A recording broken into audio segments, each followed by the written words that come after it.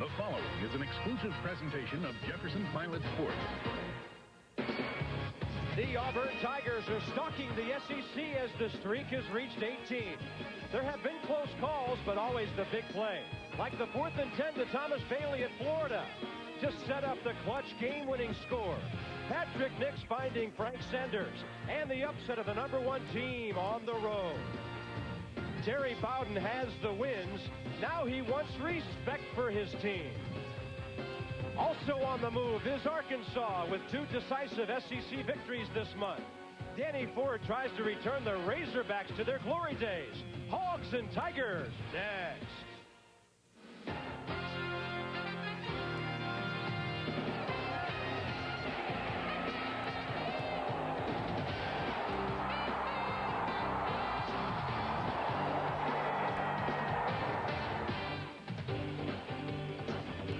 Jefferson Pilot Sports presents the best in college football, the Southeastern Conference. Today's Lee Apparel SEC Game of the Week is brought to you by Lee Apparel, maker of regular, relaxed, and easy-fit jeans and casual pants. Lee is the brand that fits.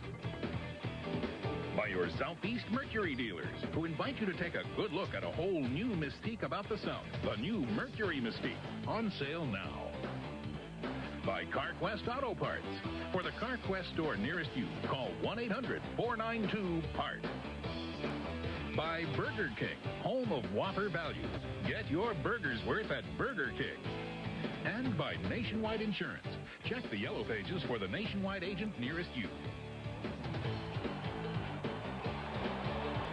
Welcome to Jordan-Hare Stadium in Auburn, Alabama. The Tigers have won 11 straight here and 13 straight in conference play. It's Arkansas visiting today from Fayetteville. And another big crowd on hand. War Eagle the cry once more. I'm Bob Carpenter with Dave Rowe. And the Razorback running backs come to town a little bit beat up, but they've got Oscar Malone, who leads the league in rushing average. Well, Bob, he's had a bad ankle, but they say he's ready to play today. Danny Ford said his team has got to get off fast. They've got to play well, can't make mistakes, and they've got to control the football. If they want to control the football, it starts with Oscar Malone. Even with a bad ankle, he's ready to play. 6.6 yards per carry average. And that makes the job of quarterback Barry Lunny a little bit easier, and that's good for the Razorbacks because this Auburn defensive front led by Mike Pelton has been awesome, rushing opposing QBs, and that's one of the reasons their secondary has all those interceptions. Oh, and what a secondary this is. They use words like awesome, incredible, those type of words to describe this Auburn secondary. 26 turnovers in just 7 games. They have run 6 of them back for touchdowns. And the only senior in that secondary is Chris Schelling, Brian Robinson, a junior, and he had a big day against the Gators in that victory 2 weeks ago. But the Razorbacks have a good defense as well. They have hog-tied their opponents this year, leading the SEC in total yards given up a game. Jordan-Hare Stadium, a great atmosphere for college football and an offense for the Tigers with this unbeaten team that's averaging 36 points a game. With that in mind, let's check in downstairs with Bob Kessling. About 4 games ago, Auburn was down 23-9 here to LSU. They pulled their quarterback, Patrick Nix, and then Auburn's defense came along and pulled that game out. Since then, Terry Bowden decided to simplify the offense and go back to what Auburn does best. The second game is when I really jumped out there and tried to do a lot of things that we weren't ready to do. And I found out we weren't quite ready for that. That cost us a ball game. After that, we went back and ran what Pat Nix, Terry Bowden, Auburn football has been running here for a year and a half and what I've run for years. And that has really paid off. Patrick Nix, the last 2 games, over 300 yards passing. 6 of his 10 touchdown passes have come in the last 2 games. I'd expect Nix to come out throwing today. And he's providing the same kind of leadership here that Stan White did, the 4-year starter. Auburn won the toss. They'll defer. Arkansas will receive the football, and Matt Hawkins is the man who will kick it off.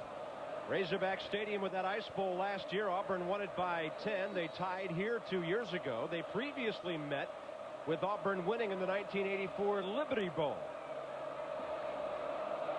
Madre Hill and Mike Higgins are the deep man for the Razorbacks. At the 5-yard line, it's the freshman running back, Madre Hill. He's got a good hole out to the 30. They'll give him 25 on the return. Joe Frazier smoked him down on special teams.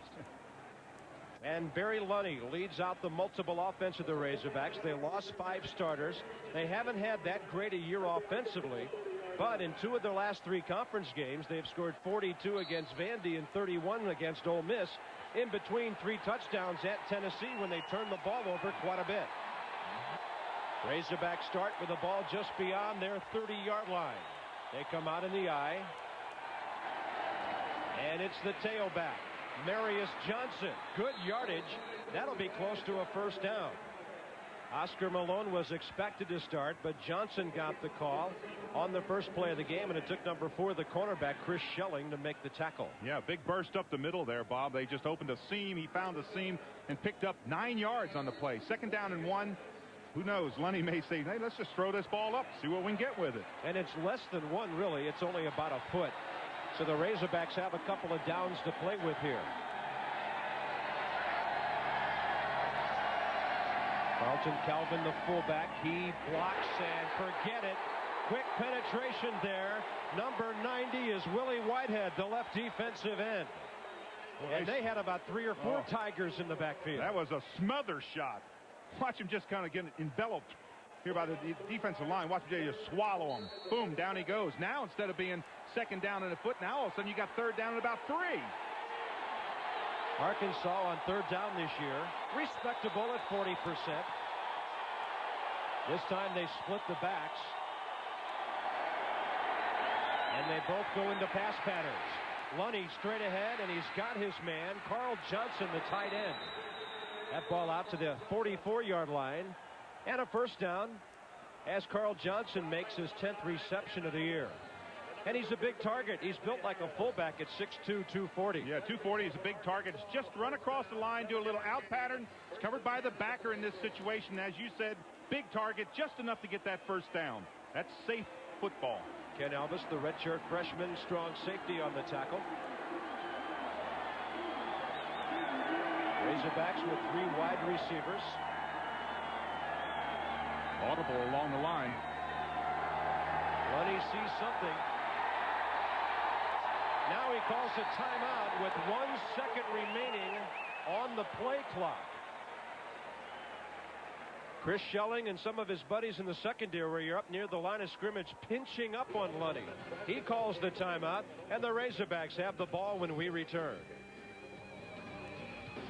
Ford, 2nd year at the helm of the Razorbacks, 8-9-1 overall, and there's Terry Bowden.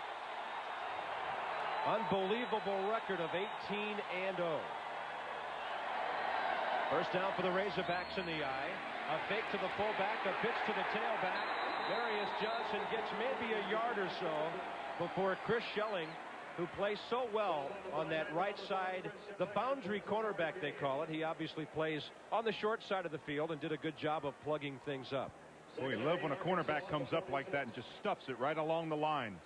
You just keep on stringing it out. Defensive tackles and defensive end pass it along to the backers. The backers pass it along to the corner. 2nd down and 8. 4-man front for the Tigers. Good protection for Lunny. Up top, looking for J.J. Metters. And it was tipped away by Del McGee at the last moment. Del McGee's a junior out of nearby Columbus, Georgia, who's the only guy back there without an interception.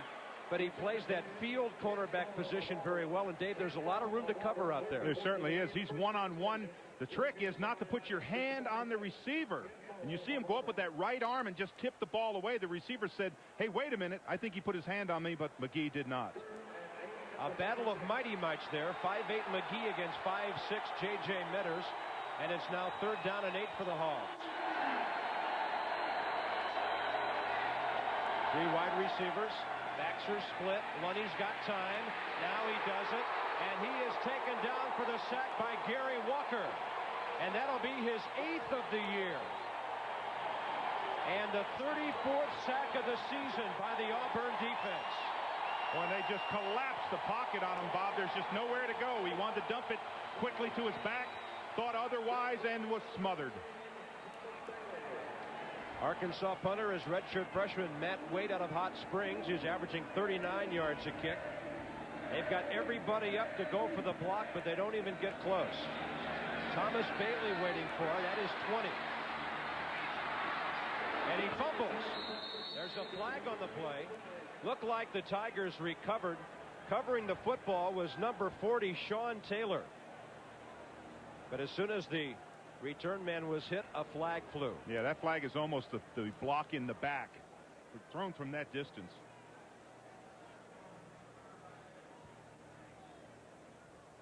Block in the back on the return, 10 yards from the end of the run, first down. That's referee Al Ford and his SEC crew today. And we've got an Auburn player down at the 25-yard line. It appears to be Thomas Bailey. They do not need something like that.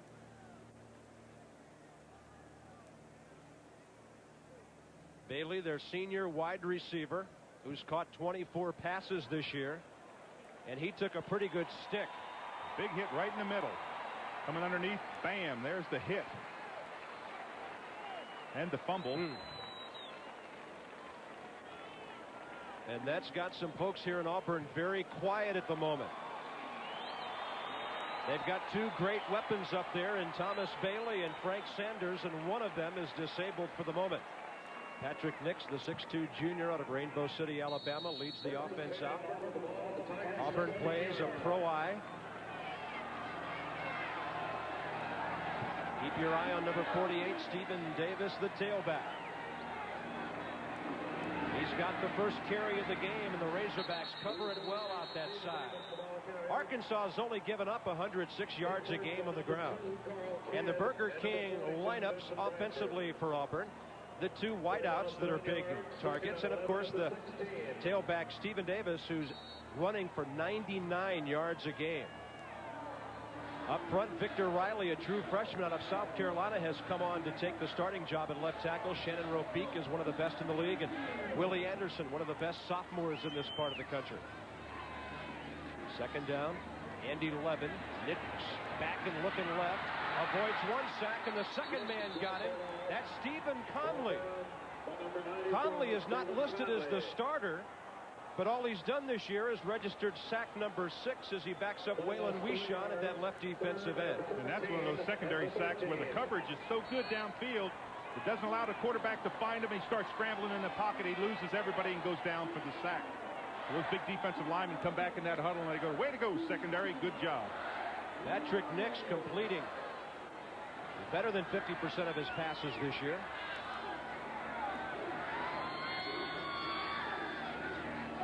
Davis, the tailback, broke a tackle, and another.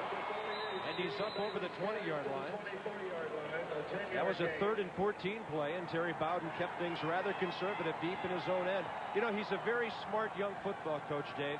He's not going to do things that might get his team beaten early. Well, so much of this game is dependent upon field position. You don't want to take a chance here, throw an interception, have a play come back and haunt you, because you give a ball to the Arkansas team in this field position, as juiced up as they are coming into this game. This is a big game for them also.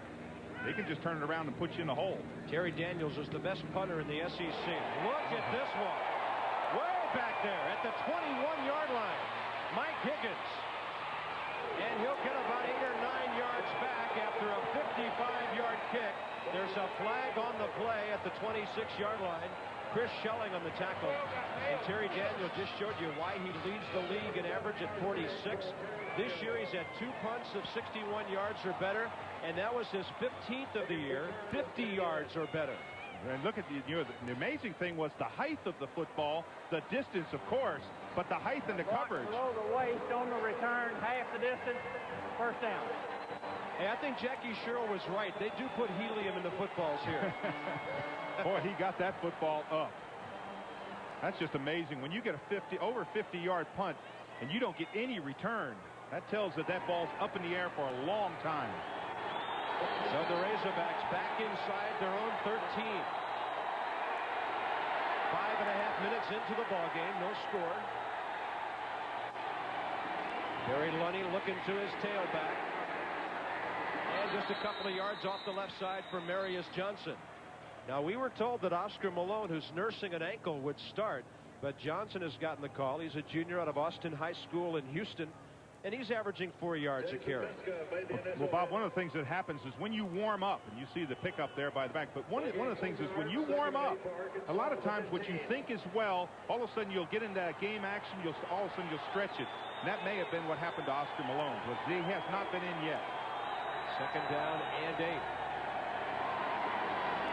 Buddy with a little option, nobody to pitch it to, and they've got him back there. Alonzo Etheridge was the first man who got there. When you talk about quick recovery to the football, they are just smothering this down the line play. Well, Oscar Malone expected to start. J.J. Metters is their leading receiver with 27 catches, and they've been throwing to their tight end more lately as well. Up front, the Razorbacks usually run to the right successfully behind Earl Scott, Pat Baker, and Verl Mitchell.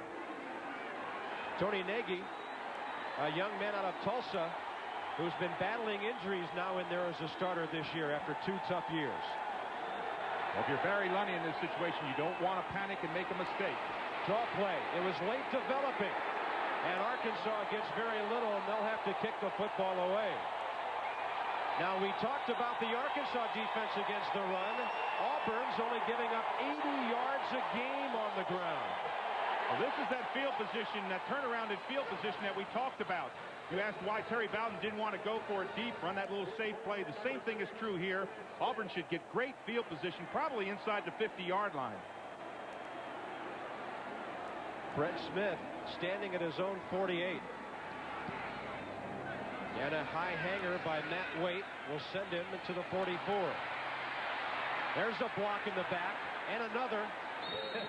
And it looks like Auburn, amidst a sea of yellow flags, will get backed up and lose some of that field position. It looked like Jesse Cornelius might have been the first man with the block in the back. And Dave, I don't know why, but we have seen that this year every single game more than ever before. Well, I had an old coach used to say, if you can read their name, don't block them, because the names are on the back of the jersey. Block in the back. On the return, 10-yard penalty, first down, 10, timeout. 7:27 remaining in a scoreless first quarter. Auburn and Arkansas. We're back after a word from your local SEC stations.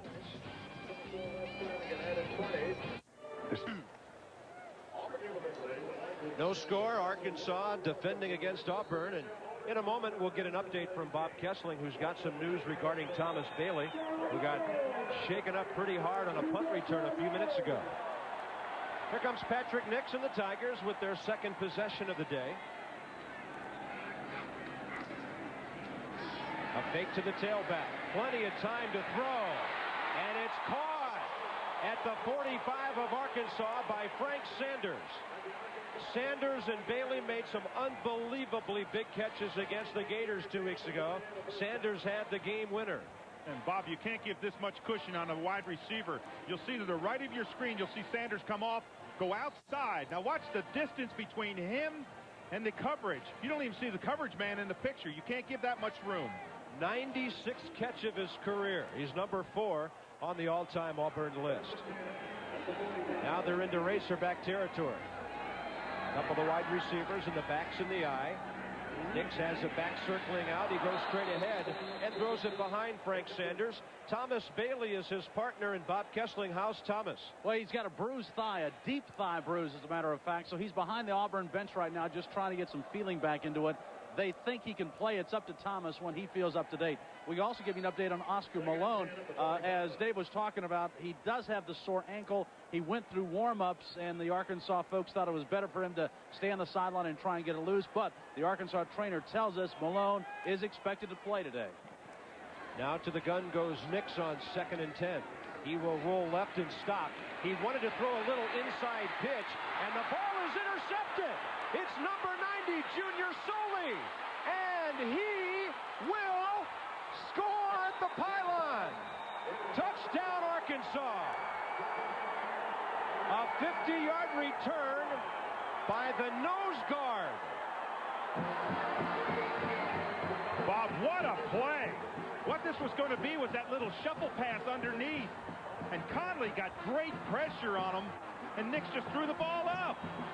Unbelievable. Junior Soley, 289 pounds, 6'1". You don't think he's going to run 65, 70 yards with the football.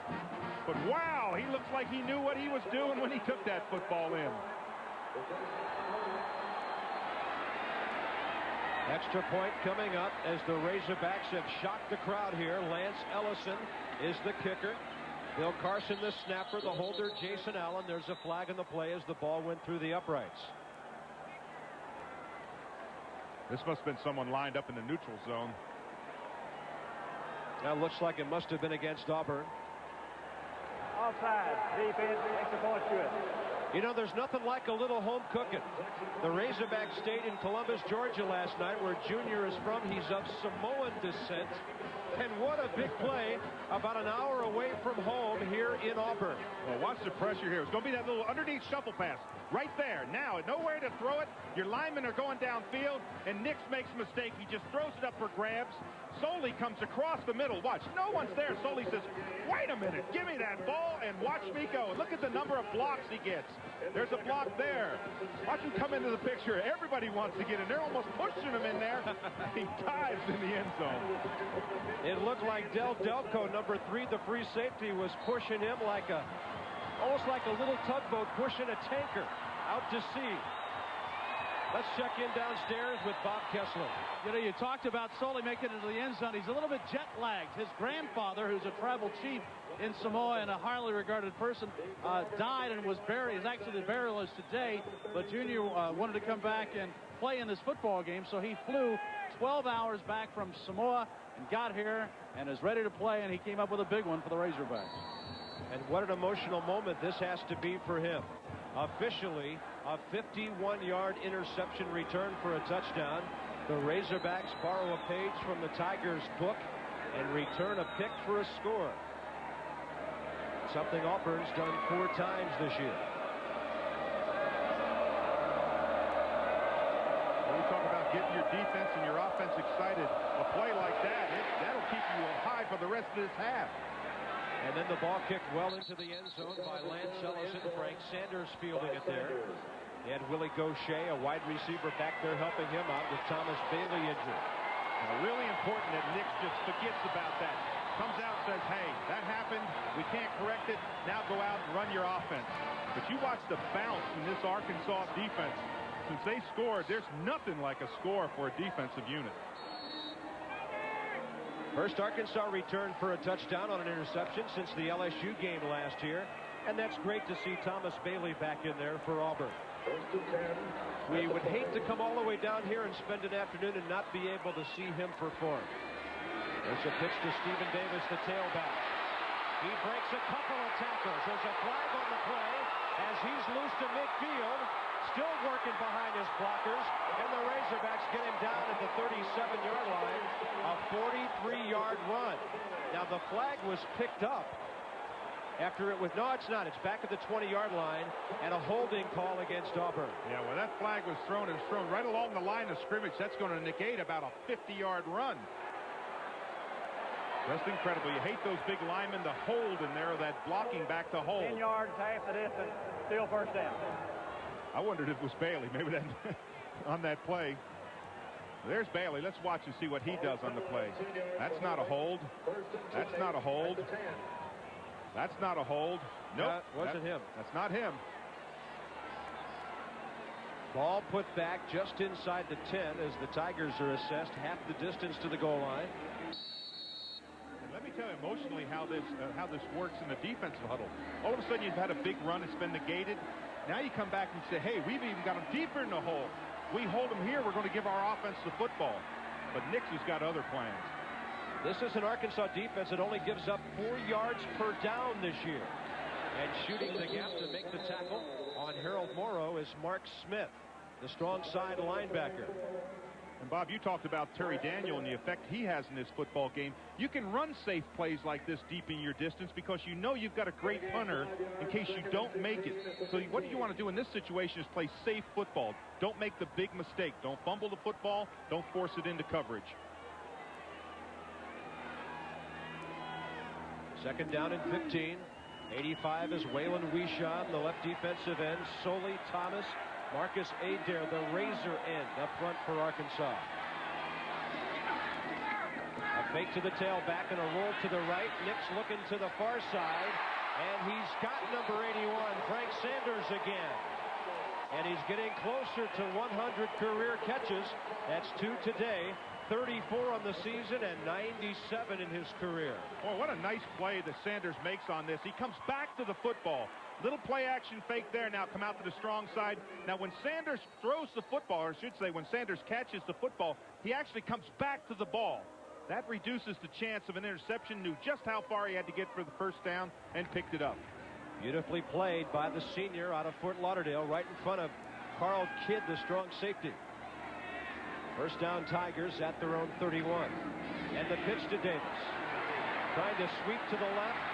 Razorback pursuit gets him. The ball is loose, and it's picked up by Willie Johnson. And Arkansas has the football. Oh, you're going to hear the crowd roar on this one because they thought he was down. The ball popped out very late. Now, he may have lost control of the football earlier, but the ball looked as if he was down on the play. Again, watch here. Watch the knees. That's the secret. When does the ball come out? He still has it there. Still has it there. Knees are down. Oh, that ball comes out right there. Wow. At the Auburn 41-yard line. There's Oscar Malone. And he's tackled as he goes through the middle by number 96, Gary Walker. Oscar Malone, a junior. He's an Alabama kid out of Gadsden who's rushed for 1,411 yards in his career coming in. Number 11 on the all-time Arkansas list. He's right behind quarterback Quinn Grovey. Got about 300 yards to catch him, which he should do by the end of the season. Oscar averages 7 yards a carry. Tops in the SEC. He got 3 that time. Barry Lunny looking up the middle, and Chris Schelling got him.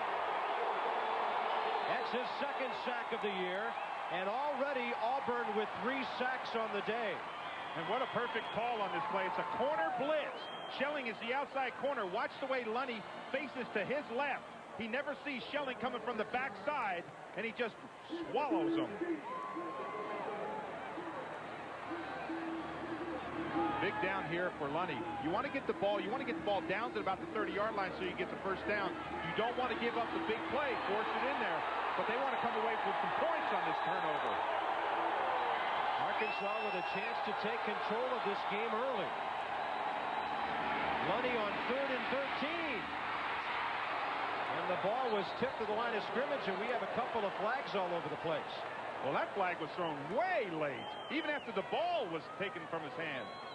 What happened, Lunny was going to hold up. He was going to fake, and the ball just popped out of his hand. Have illegal touching. The ball hit an ineligible receiver. It's 5 yards from the line of scrimmage, plus loss of down. It's 4th down. Yeah, that ball came off of Lunny's hand and hit one of his offensive linemen. Watch this. You're going to see here he's going to try to fake pump it and bring it back. And watch when he fake pumps right here. The ball comes off his hand, hits one of his offensive linemen, and pops up in the air. And when something like that happens, you're lucky it doesn't get intercepted. Absolutely. 6 penalties already, 4 against Auburn. Here's Matt Waite looking to play some field position for the Razorbacks. Fred Smith, the Auburn return man. Ball will hit at the 10. And did they keep it from the goal line? Yes, they did. A good play by the Razorbacks, Demetrius Smith, to down it. Auburn deep in its own territory, down by 7. We're back after this from CarQuest Auto Parts. Our nationwide insurance SEC Scholar Athlete of the Week, Barry Lunny, the Arkansas quarterback, a junior kinesiology major, 3.31 grade point. He's also a member of last year's SEC Academic Honor Roll. And Barry Lunny, Jr. of the Razorbacks, our nationwide insurance SEC Scholar of the Week. And the left-hander can also throw the baseball pretty well. 2-time All-State baseball player at Southside High School in Fort Smith, drafted by the Montreal Expos a number of years ago, and decided to become a Razorback. 3:10 to go. First quarter, Auburn at its own 3-yard line. They've had tough field position throughout the first 12 minutes of this game. 2 wide receivers to the left as the backs are in the eye. Tight end lined up on the right.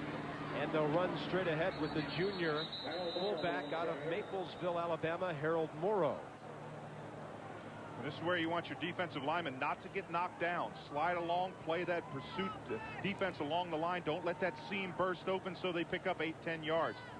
So, Dave, containment then the key when you're down there. Exactly. Keep them inside. FSU on top in ACC play. The Seminoles are number 9 in the nation this week. Michigan is number 10 as they lead Wisconsin. Big Ten play by a field goal. And Nebraska's at good field position leading Colorado. They pooched a punt inside the Colorado 5 early, and that has helped the Huskers so far. 2nd and 7. Running out of his own end zone and getting some good yardage is Stephen Davis. He'll be out near the 10-yard line. Davis is such a workhorse, and they had James Bostic there, of course, a year ago, who is number 7 all-time on the Auburn list with 2,084 yards. And Davis, a junior out of Spartanburg, has stepped right in. Bobby talks about containment. That's what that play was. Contain them, keep them inside. They can pick up that 3-4 yards, but it brings up 3rd down and 5 or 4. Davis with those 4 100-yard games. He's averaging 99 per game. 3rd down in the long 3. Davis again. And he's got it. He's out beyond the 20. And it takes about 4 Razorbacks to get him down near the 25. And you see what he did? He broke that seam, found that little tiny seam in the burst. Watch him pick his hole right here. 2 or 3 missed tackles on this play. Right there is a missed tackle. An arm tackle, you're not going to bring him down. There's 2. There's 3. You talk about the number of people, 4, 5. Takes a lot of people to get him down. 1st down at the 24 for the Tigers with 1:25 to go in the 1st quarter. Arkansas leads it 7-0 on the junior Soley 51-yard interception return. Yeah, don't adjust your audio. That was Junior Soley going 51 yards, folks. One of the most dramatic plays we've seen by a defensive lineman in a long, long time. I'll tell you, that's something that every lineman dreams of happening. That you just happen to be standing in the right place. The quarterback throws the ball right to you, and you get to run for 60 yards or so. Terry Bowden. I'm still dreaming of that play. It never happened to me. Terry Bowden came to Auburn 2 years ago and said, I came here to stay. They may never want him to leave the way things have gone here. But they've got a bit of a problem in the final minute of the 1st quarter here today. Hicks from the gun, straight ahead, Sanders, and all over him is Vincent Bradford, a sophomore out of Malvern. This is an interesting story. Vincent was drafted out of high school by the Detroit Tigers to play baseball. Spent 3 years in their organization. It was a 3rd-round draft choice, and now he's back in school playing football. Big down here again. 3rd down, about 4 yards. Last time they gave it to Davis. I wonder if they do that again. A little different, interesting insignia on the jerseys there. That's a little different, isn't it? Yeah, they put a little Razorback on the shoulders and that fancy red stripe at the top of the sleeves. Razorbacks, one of the great traditional programs in college football. They dominated the Southwest Conference, winning 13 titles, national champs in '64, and they looked a little more contemporary with these new uniforms. And they look pretty good on the road as well. 1st quarter gone at Auburn. On Soley's big play, it's Arkansas leading 7-0. Auburn, Alabama, Bob Carpenter, Dave Rowe, and Bob Kessling on our SEC network, and we welcome the folks watching on Prime and HSC in the middle part of our nation today. Razorbacks are flying high on the road, leading 7-0. But a lot of folks have found out before you've got to play 4 quarters to beat Auburn. 3rd down and 3 for the Tigers. Patrick Nix almost intercepted. He was looking for Andy Fuller, his tight end, and Vincent Bradford was the man who cut in front, gambling and almost winning the interception. Boy, that's a good play by Bradford to cut in front and tip that football away. Had he caught it, that was 1st down yardage. First punt, 57 yards by Terry Daniel. 15 punts this year of over 50 yards. You know who Daniel says he most admires as a punter? I would think Ray Guy. My old teammate, Ray Guy. They kick about the same. They sure do. That's the first thing I noticed. Well, he got this one low. On the line and on the run is Mike Higgins, trying to cut inside, got an extra yard or two, and he's down at the Razorback 33. That's how good Daniel is. Even his bad punts go 44 yards. A look at our Lee Apparel first quarter stats shows Auburn dominating in rushing and statistically, but Arkansas has the one big play by Junior Sully. That's the difference in the ballgame. That's incredible. To have 5 yards, to be in the football game, and to be leading it. Well, that's Arkansas defense. That's right. Razorbacks have only given up more than 16 points one time this year. And that was at Tennessee when they had 6 fumbles. Lunny, option right, Malone. In the backfield, tripped up by one man, stopped by another. Anthony Harris was the first man to get there. And Jason Miska, the middle linebacker who plays next to Harris, finished him off. Jason, a junior out of Connecticut. He came from Bridgeport to play at Auburn. Well, Miska's number 45. Watch him. He's going to come in the middle. Now, get outside, play, string it along. Watch this play. You just can't do any better than that. He's 20 yards from where his lineup position was. He says he doesn't want to make all the tackles. He just wants to make the ones that the other people make. In addition to his own, of course. Second and 11 with 3 Arkansas wide receivers. Lunny looking left. J.J. Metters, first catch of the day. He's tough to tackle. He fumbles, but the ball goes out of bounds for him at the midfield stripe. Del McGee on the coverage and the hit. And J.J. Metters has just caught his 28th pass of the year. They call him Mighty Mouse. He goes 5'6", 153. Watch what he does to the cornerback in this situation. Just freezes the cornerback. Fakes inside, back outside now. Go back inside. You see the cornerback trying to come up. That's Del McGee. He just comes up and he just catches air. And then if you're lucky, like he was, the ball goes out of bounds. And J.J. shaken up on the play. First down Razorbacks at their 48. And Lunny keeping it. It looked to me like he wanted to give the ball to Carlton Calvin, and then he held on to it at the very last moment and ran the ball for the 50th time this year. Alonzo Etheridge on the stop. Well, Bobby should have given it to Calvin on that play. Calvin burst through the line for about 6-7 yards. It's just so hard to run that option down the line when you have team speed, and that's what Auburn has. J.J. Metters is a junior. The rest of the Arkansas receivers are all youngsters. James Perry, sophomore. Anthony Eubanks, redshirt freshman. Shannon Sidney, a redshirt freshman. Mike Higgins, the old man, a junior, but he hasn't played that much. Couple of wide receivers to the right. Lunny will option that way and pitch it behind Malone. Nice catch by Oscar. And he's to the Auburn 45-yard line.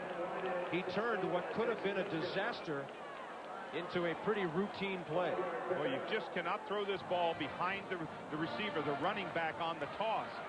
And that's what Lunny did, and he got away with it only because Malone made a tremendous catch behind him. Now, Dave, Lunny's a left-handed quarterback.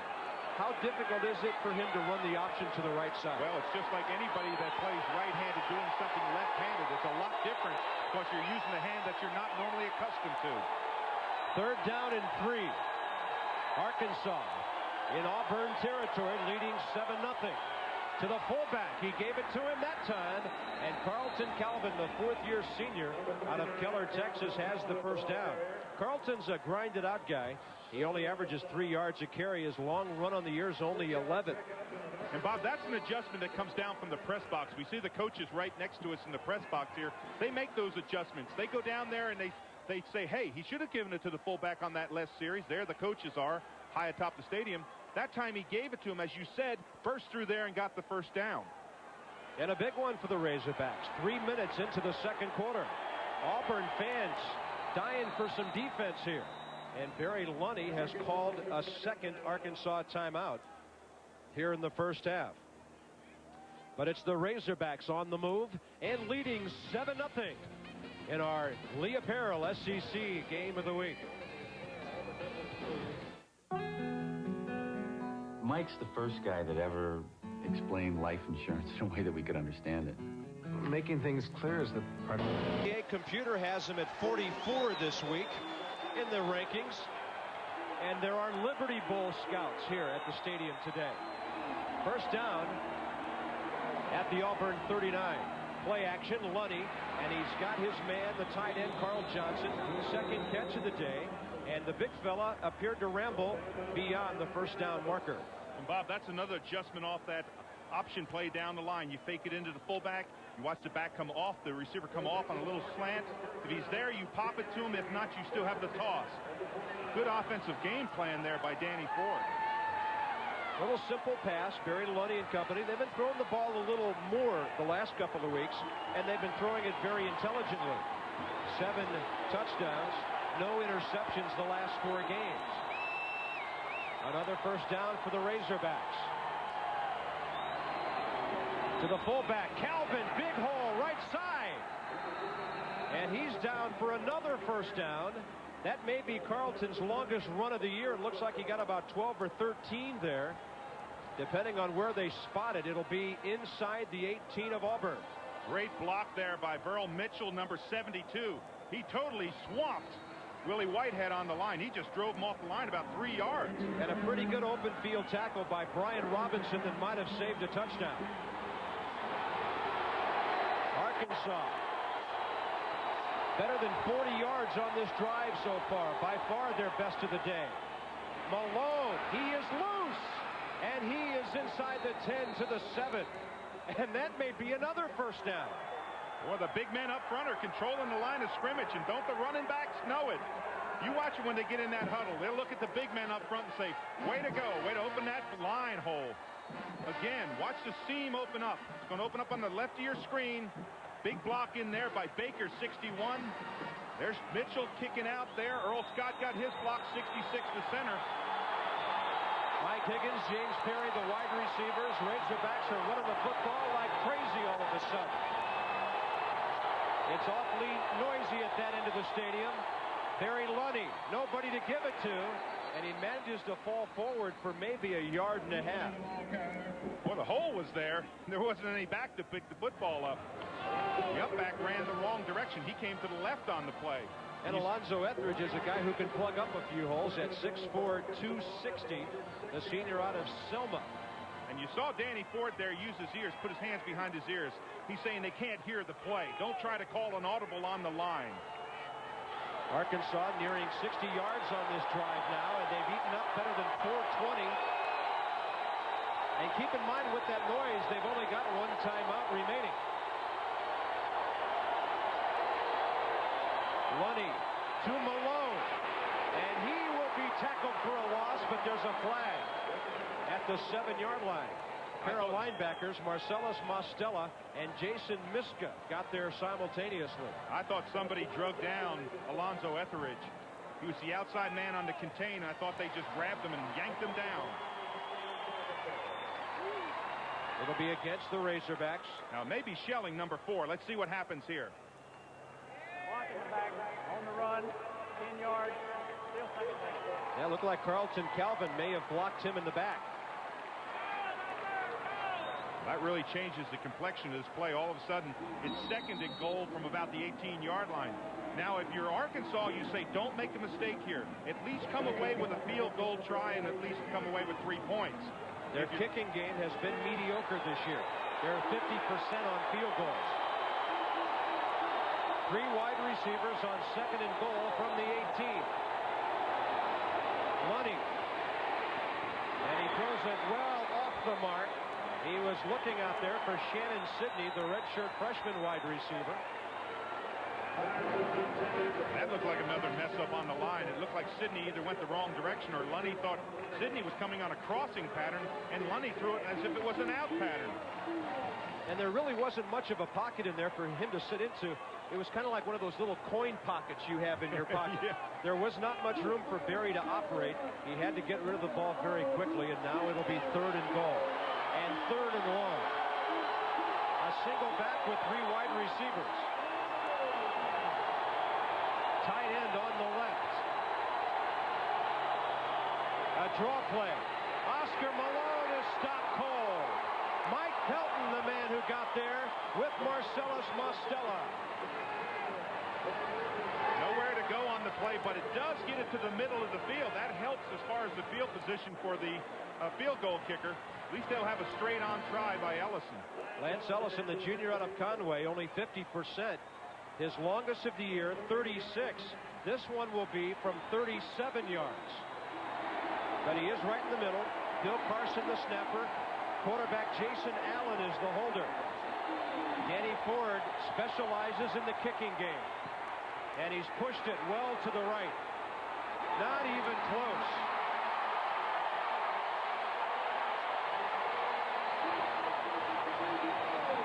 That is one head coach who pays a lot of attention to his kicking game. He's got to be very disappointed as he settles for the 7-0 lead. Auburn has the football back after the missed 37-yard field goal. The Razorbacks waste a 45-yard, 12-play drive where they ate up 6 minutes and 13 seconds. Patrick Nix and the Tigers with the football back. Time of possession for the visitors so far. 8.5 to go before halftime. Nix out to the right side. Wide open, Frank Sanders. And he is out of bounds at the 46 of Auburn, a 24-yard play. That's his third catch of the day. Vincent Bradford from linebacker on the coverage. Well, that's play action into the line, and Sanders completely turned the corner around. Faked inside, faked back outside, and you see the corner's not even in the picture. That's just great separation. And now officially 4 catches for 70 yards. The next catch for Frank will be number 100 in his outstanding Auburn career.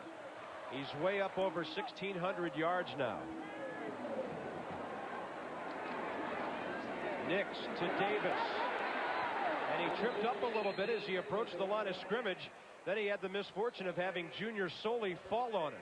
Let's take it downstairs for Bob Kessling. One thing to watch, guys, right now, the Arkansas defensive line is banged up. Ken Anderson, defensive end, is not in there. He's nursing a bruise right above his ankle. He can't put a lot of weight on it. Tried to play last series, but isn't in there right now.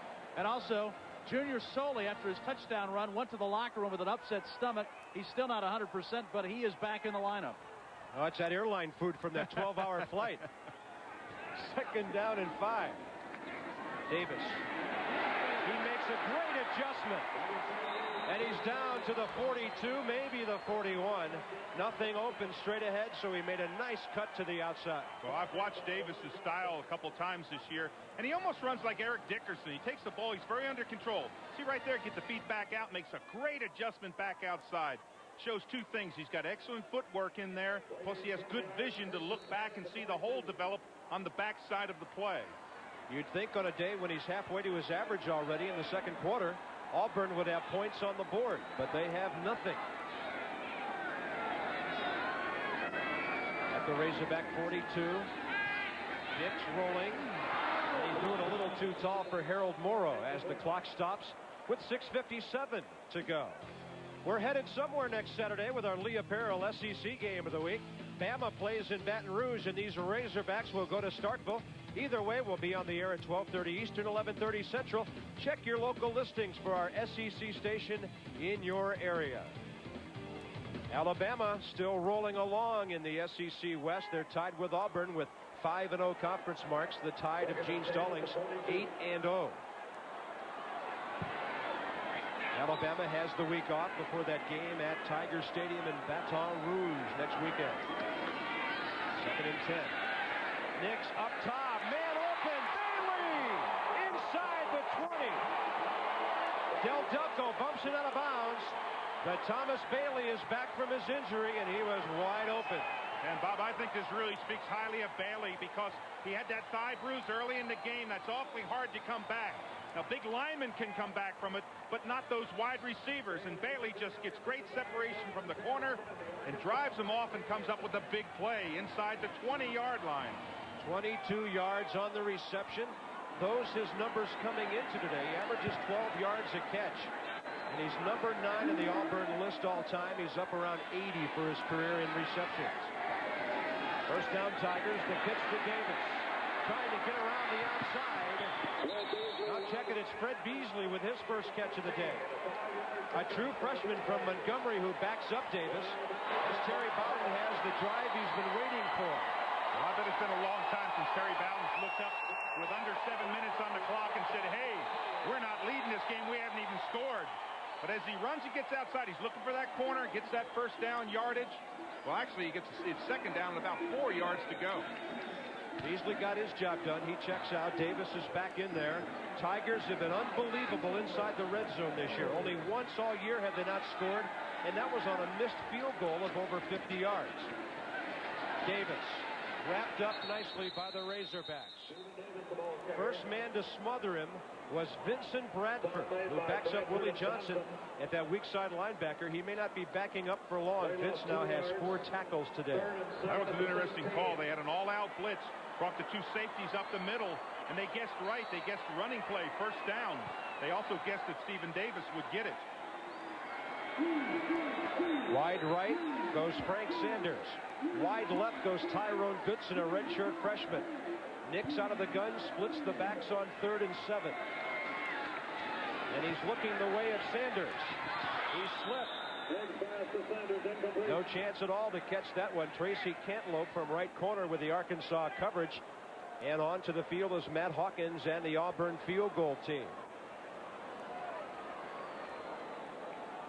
There's Tracy, the junior out of Dothan, Alabama, one of those Bama guys playing for the Razorbacks.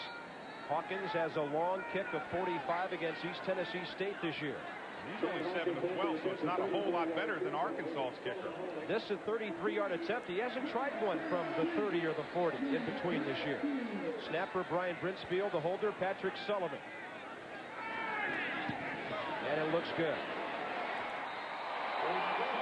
Tigers finally on the scoreboard, 5:55 before halftime on the Matt Hawkins field goal, and it's Arkansas 7, Auburn 3.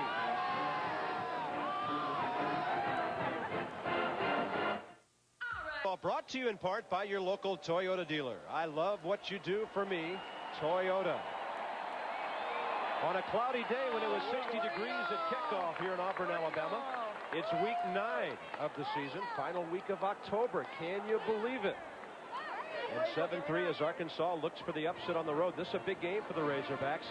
If they could sneak this one today, they'd be 4-4, and they would have remaining what they would consider 3 winnable football games. At Mississippi State next week, although it's tough there.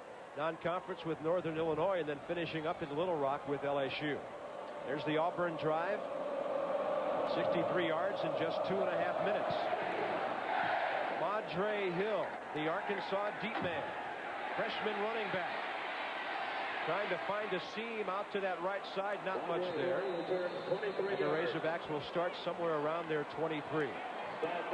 Bob, I can promise you on the sideline of Arkansas, Danny Ford told his players, don't make a mistake. Don't fumble the football. Don't throw an interception. Don't force the ball into traffic. Just eat up the clock. Use that running play. Try to find Calvin busting through there for 6-7 yards at a time, but play safe football and protect this lead. These teams are eating up some serious yardage on first down today. Lunny to his left. J.J. Metters. And it's a good thing Del McGee had some help because he gambled for the interception. Luckily, he had Ken Alvis behind him to help out with the tackle. Well, this is the closeness between it's 7 points going one way and 7 going the other way. That ball looked like it floated off of Lunny's hand when it came out there. It wasn't delivered with that great speed. Just kind of floated out there. It's going to be thrown right in your hands here. There's Metters making his quick out. Now watch the trajectory of the ball. See, it kind of flutters a little bit. The interception was almost there. Dell was smelling his second career interception. Had one against Alabama last year. Into the belly of the fullback, the fake, and then Lunny keeps it. And he's taken down from behind by Willie Whitehead. And that's why they look for defensive linemen who have great speed. Whitehead got him from behind, and here's Bob. On Metters' catch a moment ago, he's also playing with a severely jammed hand. If you remember a couple series ago, he came out of the lineup and he went over to the sideline. He had jammed his fingers. They then kind of loosened him up, put some ice on him. So he is back in the game playing with a very, very sore left hand. Hey, when you're 5'6", you got to play hurt. You're 5'6", 153 pounds. Well, I've seen some rather unnecessary measurements before, but that's right up there with the best of them. I would have said, you know, hey, we look across, the ball's on about the 33. They only had to make the 30. I think that's probably a first down. That was at least 1.5 yards beyond the ball. Hey, Bob Kessling probably guessed that one right. Our man's not wrong too much down there, and neither of these SEC officiating crews. That's a little bit of a surprise. First down Razorbacks after 34. 5:10 to go in the first half. Arkansas leading Auburn 7-3. Nice option, Marius Johnson, and he's out to the 39-yard line, and he had Gary Walker riding on him for about 4 yards there. Well, one of the things you want to do in this play is to use that clock up as much as you can. You see the quarterback yelling back and forth along the line. Now he goes to the sideline, picks up the play. He wants to use the entire time to eat this clock up so that they can get in position perhaps for a field goal or a touchdown, but not give the ball back to Auburn. 3 wide receivers on 2nd down and 5. Backs in the eye with no tight end. Lunny feeling for a pocket, and it collapses on him. Walker is there. Whitehead is there. He might have been the first. And Willie Whitehead has his 4th sack of the year and number 16 of his career. Well, you question a play like this. It's fake belly action now. He wants to throw the football. There's nowhere he can throw it. Now he turns around and look what he sees. Willie Whitehead, number 90, coming into the picture. Alonzo Etheridge, 91, also getting there. There's Willie, the senior out of Tuskegee. He'll be up around 200 career tackles by the time he finishes his career here in Auburn. They try to get a man off the field, and they have to call a timeout. It was Jason Miska running about a 4.5 to make it to the bench. Yeah, that's a set. What they do is they take out the middle linebacker when they go to that nickel back. It's called nickel back because it's 5 defensive backs. So Auburn stops the clock with 3:53 remaining. That's a timeout Terry Bowden really did not want to use. He figured if Arkansas gets another first down or so, if he got the football back at all, it would be late in the second quarter, and he'd have to use some of those timeouts. Well, you think about ifs and buts and what happened on that 2nd down play. It was 2nd down, about 5 yards to go. They got the sack back all the way back for 6 yards. So that makes it 3rd down and 11. They were on a drive. Now they've got that pass that's that desperation, kind of that undecided pass where you almost have to force it in. And as quick as Auburn recovers on defense, this secondary is an incredible secondary for Auburn. Wayne Hall's 4-3 defense has scored 6 touchdowns this year, 4 on interceptions, 2 on fumble recoveries. They have been a big play squad all year long, and they're only giving up 17 yards a game and only 80 yards a game on the ground. And there's Wayne and company upstairs. Well, it's an incredible stat. When you stop and look at, they're turning the ball almost 4 times a game. That means that they're getting 4 fumbles or interceptions or the addition of both of them. It's just an incredible stat. To hold that up for 7 games is amazing. 3rd down and 10 for the Razorbacks. 3 wide receivers. They keep it inside. And running backward and trying to tumble downfield was Carlton Calvin. Boy, if Calvin could have gotten squared up, there's no telling how far he would have gone on that play, Bob. Now Auburn should take a timeout. They want to get the football back. They want to have a lot of time left on the clock. Arkansas is going to have to punt the football on this down. So Auburn stops it again, and each team now will have 1 remaining. There's still plenty of time up there, 3 minutes and 48 seconds. And with the coaches and players talking about things, let's hear what Bob Kessling has to add. Bob, coming up at halftime, we'll take a look at one of the remarkable stories in the Southeastern Conference. A guy who isn't here today, Vernon Wade of the Arkansas Razorbacks. But a remarkable story he is indeed. Also, we'll take a look at the SEC Player of the Week, a member of that high-powered Georgia Bulldog offense, and we'll check other scores around the country. Many #1 teams or #1 hopefuls in action today, including these Auburn Tigers. I'll have all the scores and highlights coming up at halftime. All right, Bob, and the Razorback defense, Danny Ford hoping to have Vernon Wade back, their most reliable defensive lineman. He's out with a knee strain that he suffered in the first quarter of the Memphis game back on the 24th of September. Hasn't played now the last 4 games. Senior defensive tackle, and they really felt they needed him this year after the graduation of the outstanding All-SEC player, Henry Ford. Bob, you mentioned that Bob Kessling had talked to Danny Ford before the game. He said, we need to get off well. Can't make mistakes. We need to control the football on the ground. They've done a lot of those positive things to stay in this football and be ahead here 7-3 as the time ticks down. Good average today for Matt Waite. He's got time, and he lets go with a beauty. That'll send Fred Smith back, and he doesn't want to field it. And the Razorbacks will watch it die at the 4-yard line. 54 yards on the kick by the redshirt freshman Matt Waite out of Lake Hamilton High School in Hot Springs. You know, he was a tailback there who ran for 1,700 yards, so he's quite an athlete, and that was a great kick. Well, that ball. Anytime that ball, the receiver stands on the 10-yard line. As we look at some of the scores coming up, the receiver stands on the 10-yard line. If it goes over his head, he usually lets it go because it's going to go in the end zone. It did not. Well, it's not looking like the game of the century for Colorado at the moment, is it? No, it certainly is not. McCartney's team trailing by 17 up in Lincoln. Tom Osborne does not get enough credit for what he does with that program year after year. First down, Auburn. Into the end zone. Nix way deep in the end zone.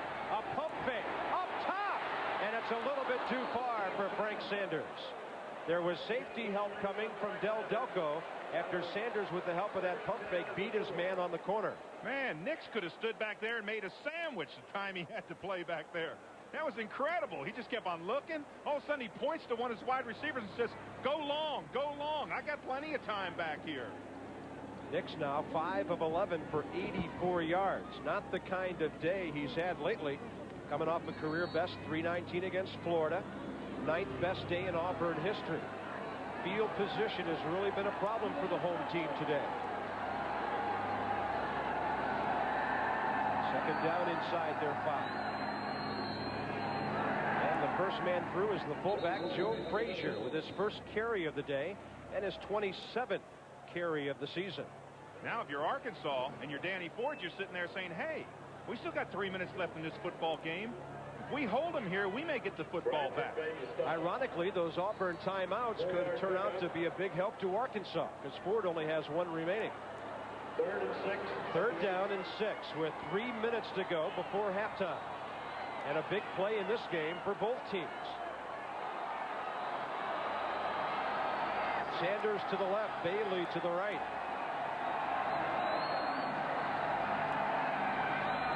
Nix pitching to Stephen Davis.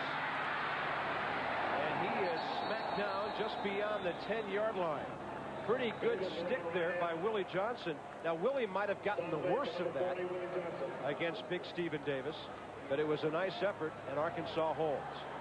Interesting, they don't call a timeout. They have that 1 timeout left. We're ticking down to 2 minutes and 20 seconds, but they don't call the timeout. Now, what Auburn needs to do is use all the time they can. You know what, Dave? I bet he feels he'll need the timeout because of the kicker. Exactly. Daniel puts the ball so far downfield, Ford would rather use the timeout on offense. This one doesn't go that far, but it hangs up for a while. Higgins hit it as 46. That's about it. Joe Frazier on special teams after a 43-yard punt by Terry Daniel. So Terry didn't get all of it, and the Razorbacks have some field position to work with just outside their own 45. Well, watch this coverage. He catches the ball. Now watch the blue shirts. They're in his face already. All that is hang time. That means how long the ball, from the time it leaves his foot, how long it is in the air before the receiver catches it. Minute 56 for the Razorbacks to try to get a score. Running, play action, right sideline, and a nice catch up in the air. That's Mike Higgins. Well, that was a big-time catch on the corner. Well, he's a Georgia kid who played at Northeast Oklahoma Junior College. That's a school coached by Mike Lloyd that has sent a lot of players to the SEC. Yeah, just an out pattern, but watch how high he goes for the football. Great concentration now. Get that foot down in bounds. Goes out of bounds to stop the clock. That's a perfect play. Well, he got both feet down. First down with 1:49 to go. 3 wide receivers. Lunny rolling left option, and they've got him from behind. And it was Brian Robinson blitzing from free safety. And that's his first sack of the year. Oh, and I'll bet you that Lunny says, why didn't I give this ball to Calvin coming up the middle? Watch Calvin burst through right there. It's fake action right there. Never sees on the backside. This is the 4th sack that Auburn has on Lunny in the first half. 37 sacks by this tough defense this year, and number 1 for the junior out of Fort Lauderdale. See him kind of tell Lunny, shake that one off. You just can't stand that long in the pocket. You've got to see on the backside. Anytime you see your quarterback take and put his head back like that, That means he's trying to get some air in those lungs. Boy, a worried Terry Bowden in this first half. He hasn't seen this team behind like this and be controlled like this in a long time. Well, this is an offense this year that has scored 22, 44, 30, 38, 41, 42, and at Florida, 36 points, averaging 36 a game. And Arkansas has indeed hog-tied them this afternoon so far. Well, it's been a real half of field position. We talked about where the starting position for each offense has been. It has really been Arkansas's football to start in the good field position. They started out near the 40-yard line on the average, where Auburn has started inside the 15. First time all year Auburn did not score in the first quarter this season. The announcers for this game are selected and compensated by Jefferson Pilot Sports. This broadcast a copyright presentation. Any use of it without the express permission of the Southeastern Conference and Jefferson Pilot Sports is prohibited. Second and 15 for the Razorbacks. They've used all their timeouts. A minute 28 remaining. Lunny with play action again. About to take a hit and unloads it. And it's incomplete inside the 10. Good coverage by Chris Schelling on Mike Higgins. Well, that was nice. You hear the fans booing, but Schelling had great position on the inside right there. Good pressure there by Gary Walker that time, but on the pass. But look at Schelling's position. He just holds his position, and he has the right to hold that position. That's just excellent defensive corner play.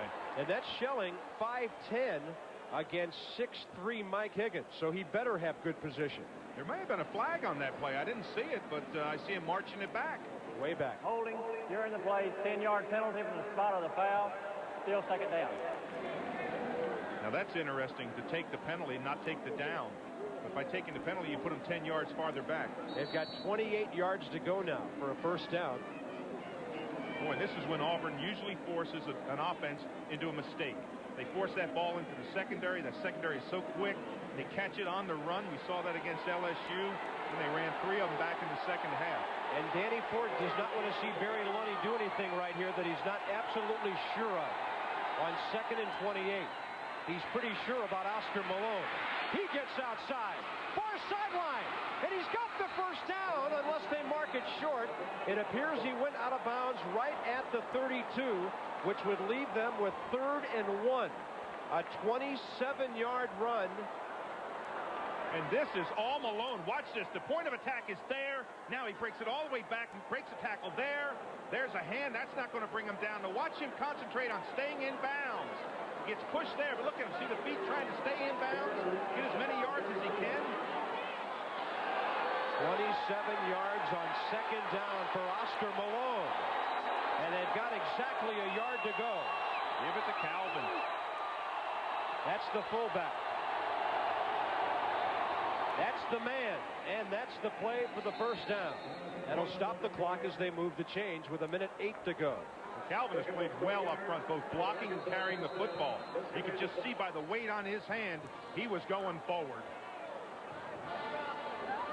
Yeah, against his Auburn defensive front, Whitehead, Pelton, Walker, and Etheridge, you don't want to take that extra second to give it to your tailback. No, they react so quickly to the football. Just give it to the big man up front.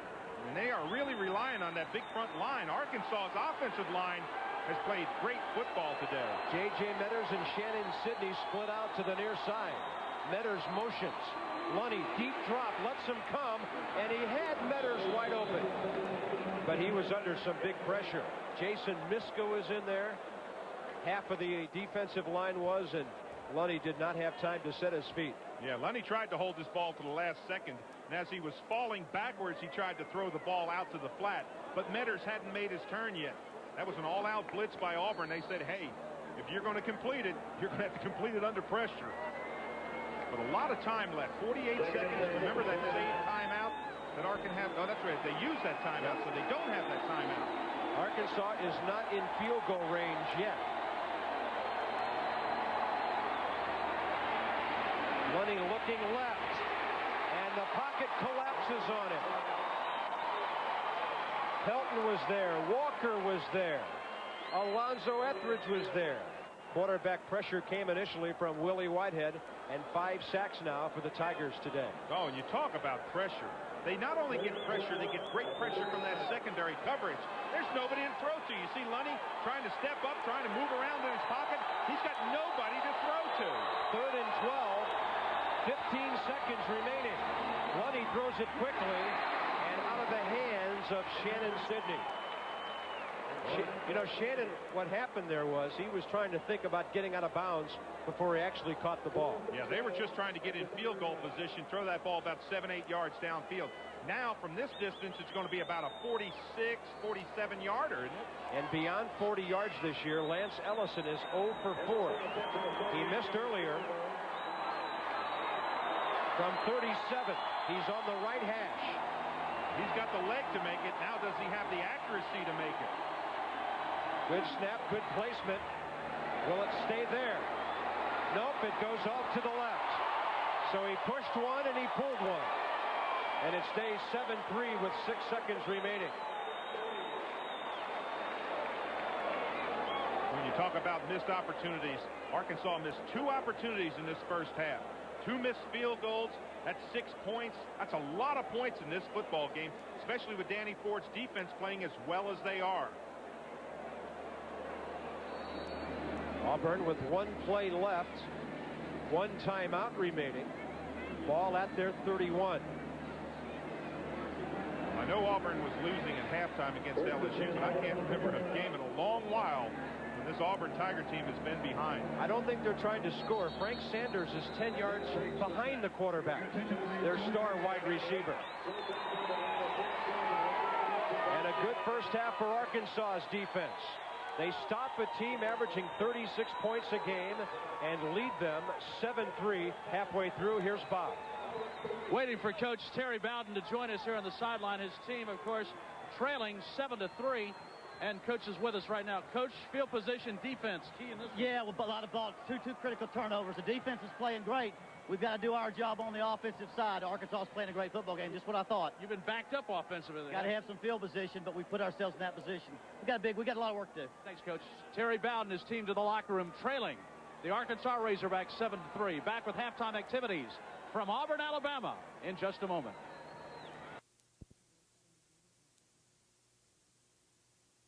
Nobody's beaten the #1 team this year except them, and so that's one of those things that I think they have going for them. But if he has any aspirations of being the #1 team in the country, need a win today, and Arkansas leading at halftime 7-3. To call the second half, let's go back upstairs to Bob and Dave. All right, Bob Kessling, thank you very much. And, of course, with Nebraska thumping Colorado 24-0 right now. Sorry, Nittany Lions. You may be #2 this week. This is what we call one of those grinders, a defensive struggle, Don't Dave, you love it? when yardage is tough to come by. You're an offensive player. You like offense. You want to see them up and down the field. You like 35-0, you know, those type of things. Not me. I like them like this. Well, none of us like 35-0 at halftime, but it was Arkansas with some big plays today. And this was when Patrick Nix did something very uncharacteristic. He laid it up, and Junior Soley went 51 yards. Watch everybody catch him. As you said, looked like tugboats pushing a barge into the end zone.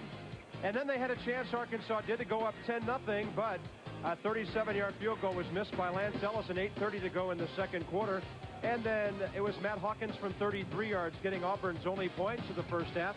And then Arkansas had a chance to get those 3 points back a little later, but this time Ellison pulled the ball to the left from 47 yards out, and that's how the first half stands at 7-3. Now let's have a look at our Ford halftime statistics.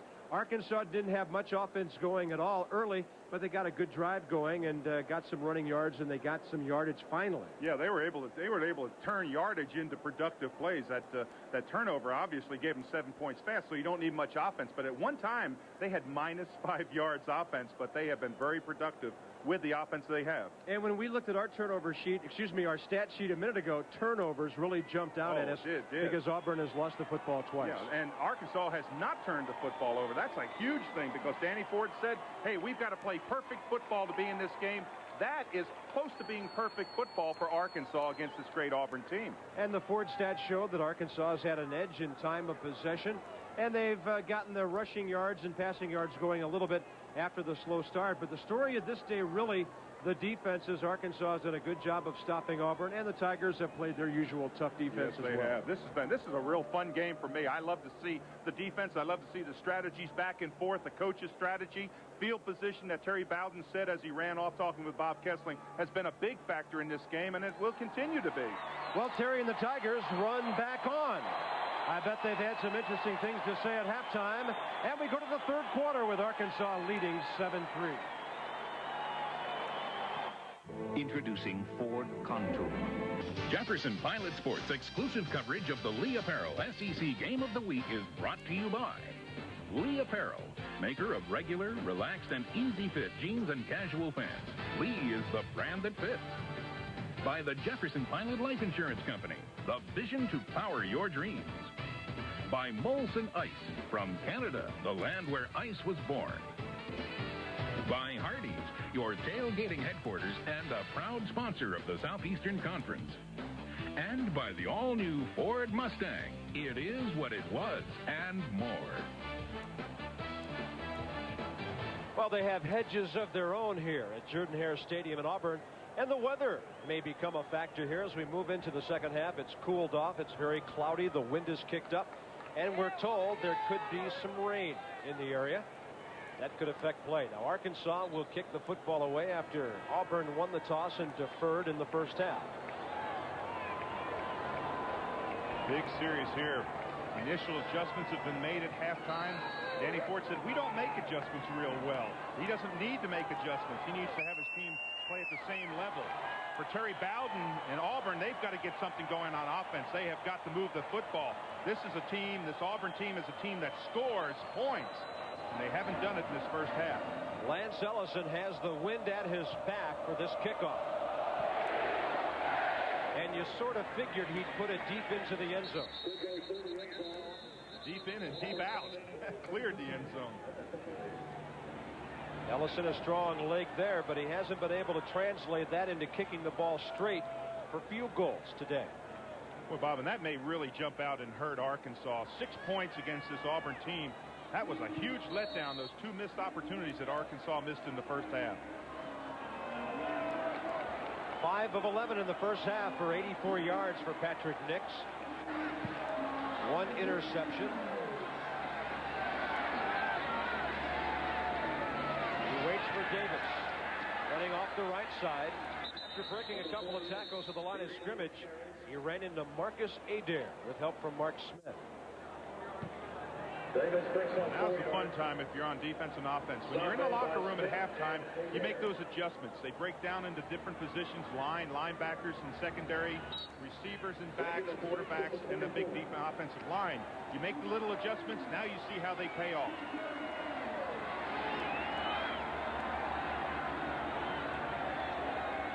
Second down with a back split out of the gun. Nix will roll left.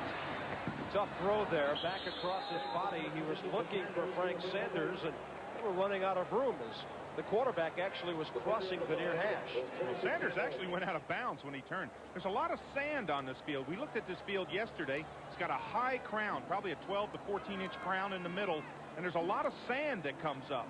Beautiful field, though. Nice sod. That's that sand that you see there in the end zone shot. Auburn, 20% on third down today. 4 wide receivers on third down and 6. Beasley in a slot to Nix's left. He throws a little pass across the middle. Tyrone Goodson. And that will be close to a first down. He didn't head upfield immediately. And this one could be close. Oh, you've got to make that 30-yard line. You have to know where the first down marker is. And I think he's going to come up short. He had plenty of time to jump across that 30-yard line. Once he catches this little dump, he's got to be thinking, hey, I've got to get up to the 30-yard line. Don't run parallel. Get up to the 30-yard line. And he doesn't. Punts of 57, 46, and 46. And Terry Bowden's kicker, Terry Daniel.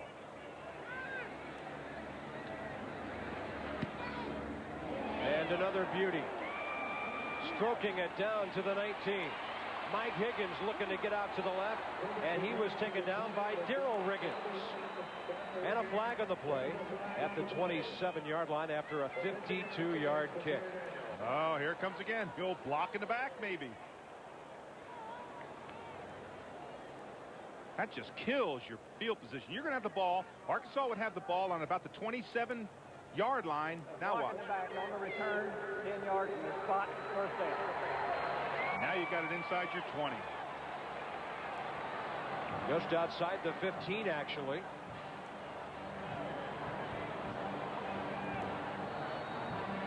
Dean Peavy and company after the defensive series and the special teams play. And now Auburn fans want some D. They want a turnover is what they really want. They've seen a lot of defense so far.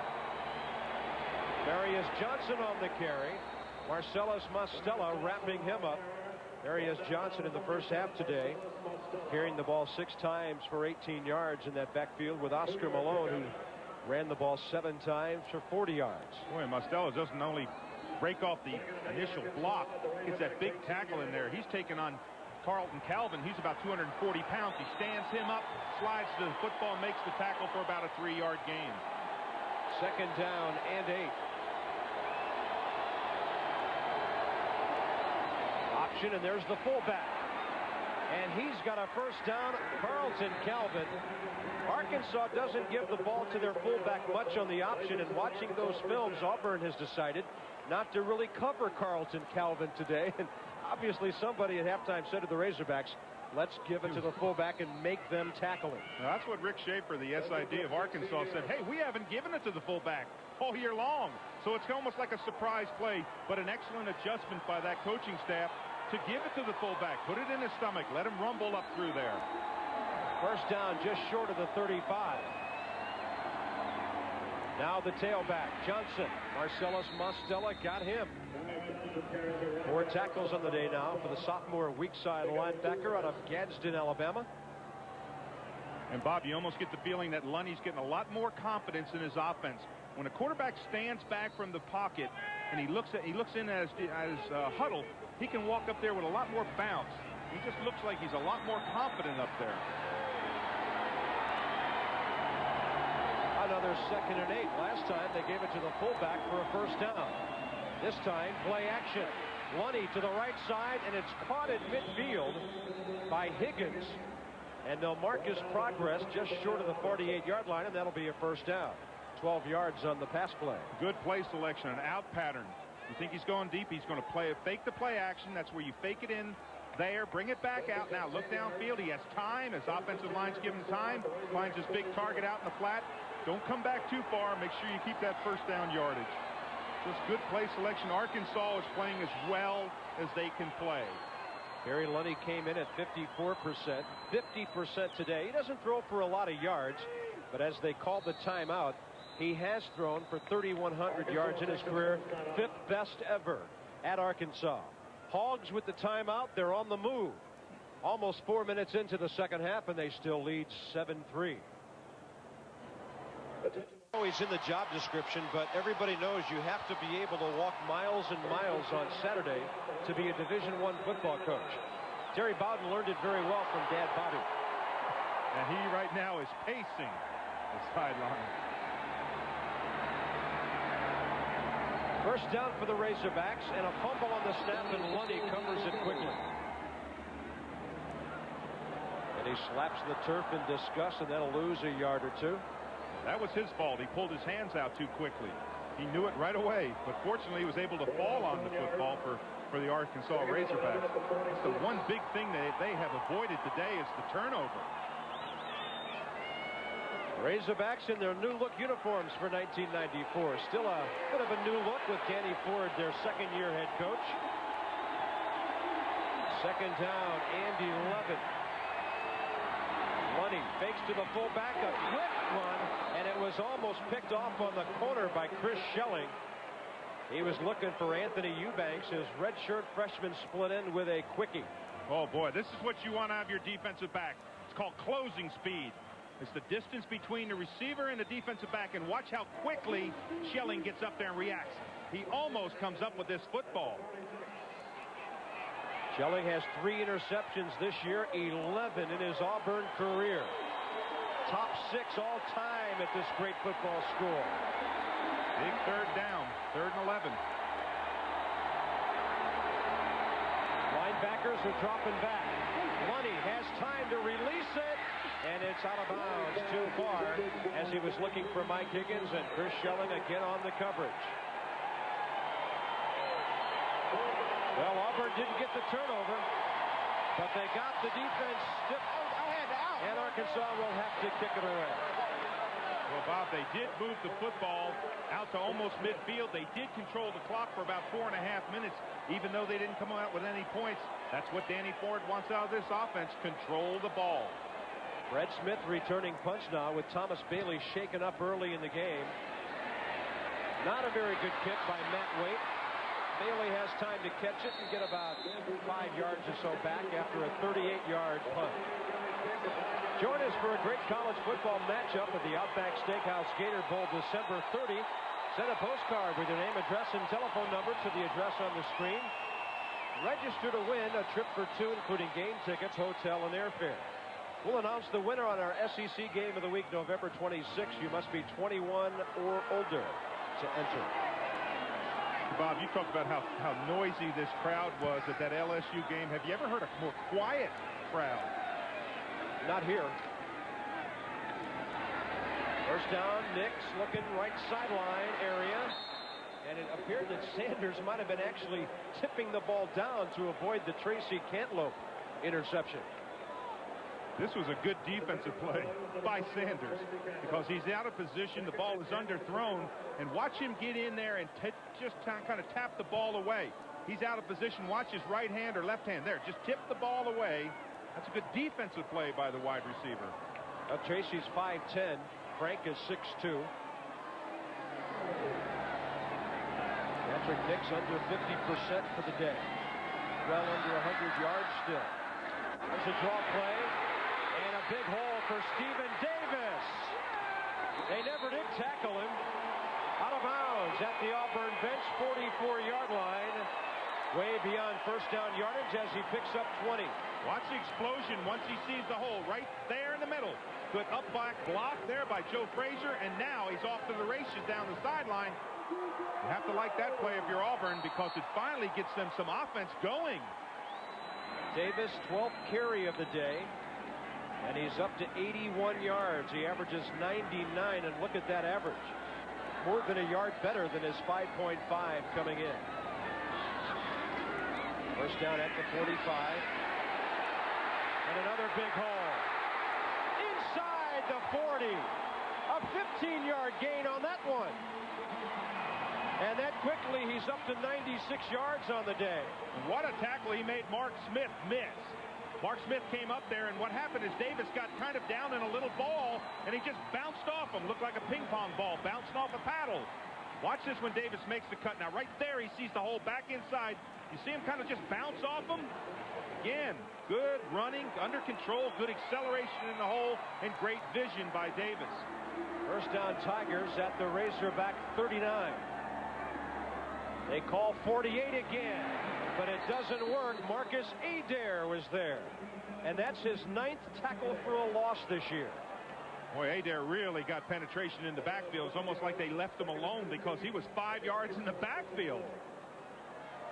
See, a junior out of Memphis. Marcus played his All-American high school days at East High School, and he's one of the top sack men in Arkansas history. And a big play for Danny Ford right there. 2nd and 15. Just when Auburn was starting to grab control. And now it goes to a pass situation. He has to go from shotgun. Just changes the entire play selection. Rolling a little bit left. Pumping. Up the middle. Man open. Sanders. Touchdown.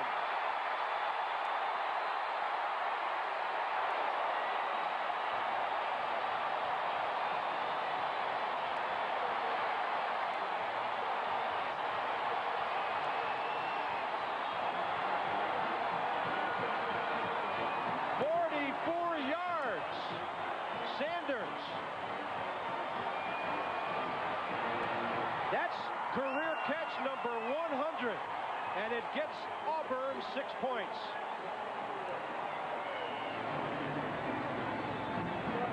Point after from Hawkins. Auburn leads it 10-7. Just an incredible play there by Nix. Well, the tackle for loss set up the passing situation. Sanders gone. We're back for a word after this from your local stations. Let our customers do the talking. We were looking for a new car. We've shopped here before. Well, hasn't the atmosphere changed here quite a bit as Auburn gets the 44-yard touchdown pass and takes the lead. They go a minute and a half, 3/4 of the field in only 5 plays. Frank Sanders' 5th touchdown catch of the year, 5th catch of the day, 100th of his career. On the near side, Mike Higgins on the kickoff return. Bounces off a teammate, then off a Tiger, avoids a tackle, and he'll have to run quite a bit to get to the 23-yard line. And we have to tell you, in the interest of providing you with all the details of this game, that Madre Hill and Mike Higgins sort of went to the wrong end of the field when they lined up for that kickoff return, and the Auburn fans let them hear it big time when they had to run all the way down to the other end. Did they ever? What a play there by Sanders and Nix. Nix fake pumped on that ball, and I think that's what held the 2 safeties in the middle, but Sanders was wide open on that 44-yard touchdown. Barry Lunny and his Razorbacks out of the eye. Play action, runs out of time, gets rid of it, and it's caught by Oscar Malone. And that'll be the longest developing pass play for 4 yards or 5 you'll ever see. That was about an 8-second pass pattern. And you see Lunny saying, hey, you got to turn around. They help me when I'm under that pressure.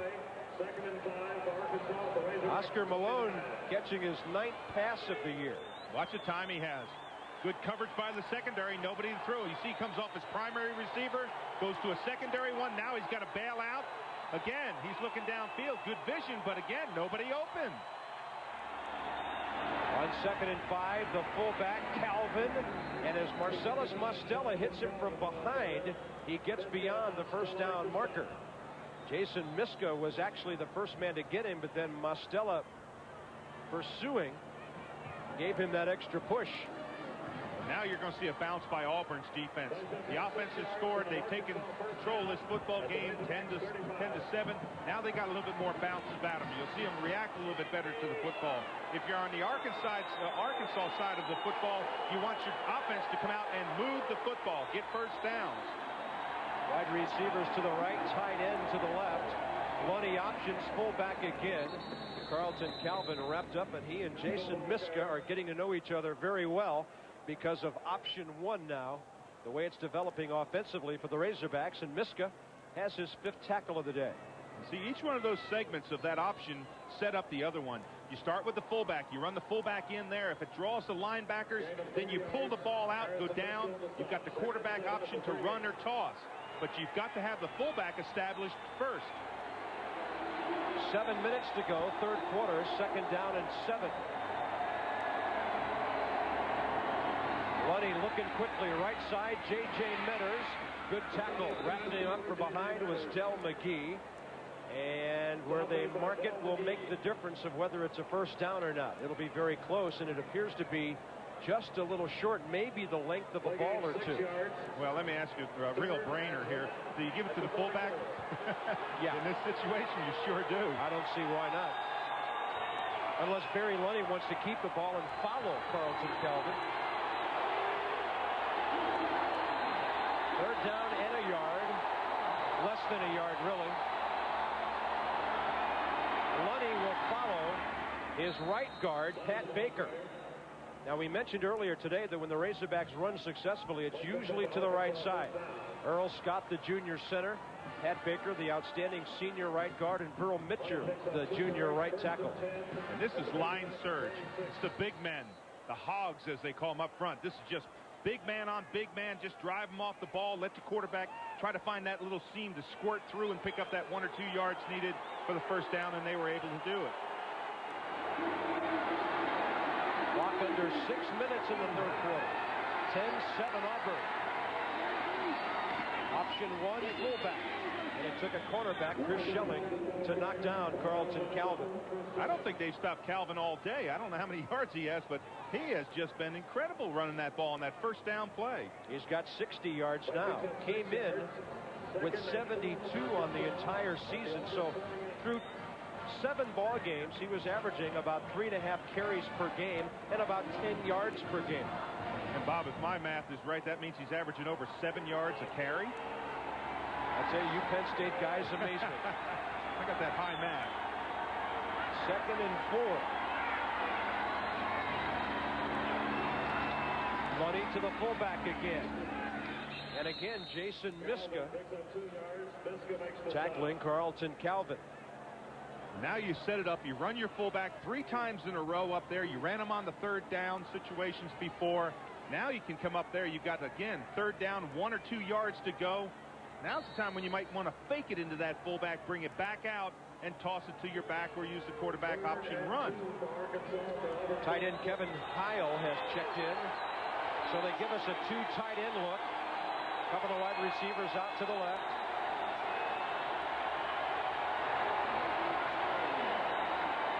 Lunny to Calvin, and he squirts under Willie Whitehead to get the first down. I think the crowd was all saying, Calvin's going to get it. Calvin's going to get it. And he did. Well, Carlton had only run for 350 yards in 3 years, or rather last year, after really not playing much as a freshman, a sophomore. And he's having a career day here because Auburn came in for this game not preparing at all for the fullback to carry on the option. Now the clock is running down to 4 minutes to go, 3rd quarter in a 3-point game. Here they come with a blitz. Miska looking to come, Robinson, but then he stops. And Lunny finds Higgins, and he's inside the 5. What great concentration by Higgins on that ball, Bob. He looked the ball all the way in. The defensive back flashed in front of him, and he still was able to catch the football. Just a great look downfield. And you got to credit the offensive line. See the blitz up in the middle? You see Miska come flying up in there? They picked them all up. Look at the time that Lunny had back there. Great throw. Yeah, you see the concentration. Look the ball in. Now don't get caught from behind. And then Schelling still had the speed to prevent the touchdown. 1st and goal for the Razorbacks after 3. And listen to that crowd in the end zone. I think that may be Arkansas down that end zone. Calvin and Malone behind Barry Lunny. Only 1 wide receiver. It's Malone, and he crashes into Miska. And he's down near the goal line. Jason Miska with his 7th tackle of the day. Danny Ford wants 6. His kicking game has failed him a couple times today. Now what you want to do here, this is just smash mouth football. Big man on big man. We talked about the tendency that Arkansas has to run to the right. Well, you don't change anything up in this situation. You run to where your strength is. It's just straight ahead, big man on big man football. Baker and Mitchell, the offensive lineman to the right. Lunny to go it himself. Evidently, he didn't get in. All the Arkansas players are all saying touchdown, and the official comes in with his hand and he points to the spot. It's awfully close. It's inside the 1-yard line. It can't be 6 inches from the goal line. There's Danny Ford trying to circle in, just trying to say, hey, listen, look at me. Here's the play we're going to run. Look at that drive so far. Almost 6 minutes. Almost a dozen plays. Barry Lunny's thrown the ball well when given the opportunity. 3rd down. Inside the 1. Lunny again. Tries to go over the top. Touchdown, Arkansas. Well, I never like quarterback sneaks in that situation, especially when you have a fullback like that. But a good play by Lunny. As he lunged out with the football, he actually broke the plane of the goal line with the ball by holding it out in front of him. Barry Lunny with his first rushing touchdown of the season. No fooling here. See him hold the ball out, trying to break the plane of the end zone. And he did. He could have fumbled the ball very easily there. He did on the tail end of it, but not before he scored. Extra point attempt for Lance Ellison.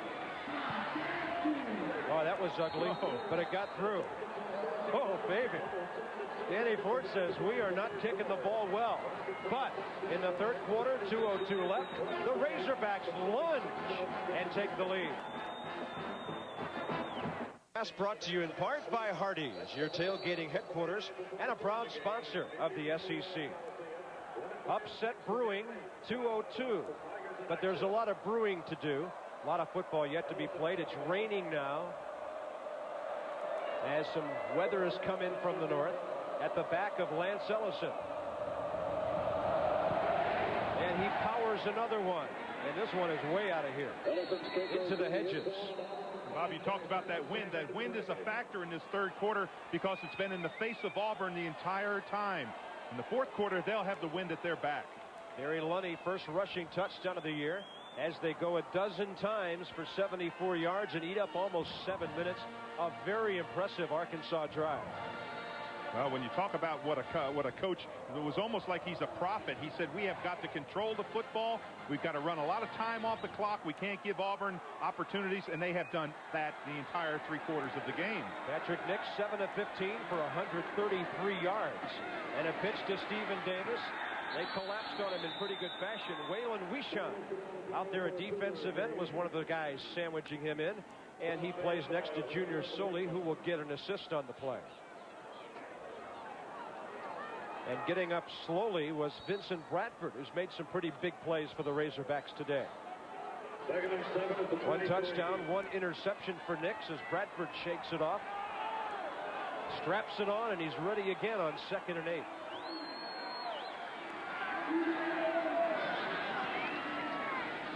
Play action with a deep drop.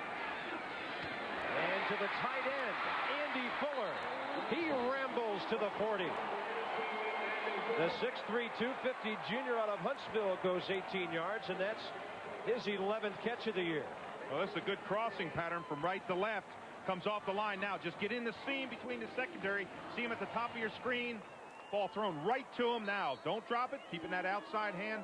But, Bob, anytime you've got a team that's won 18 games like Auburn has, and, I mean, they've had this streak, you've got to face adversity, so they're used to this. Everybody talks about the game Sanders and Bailey had at Florida.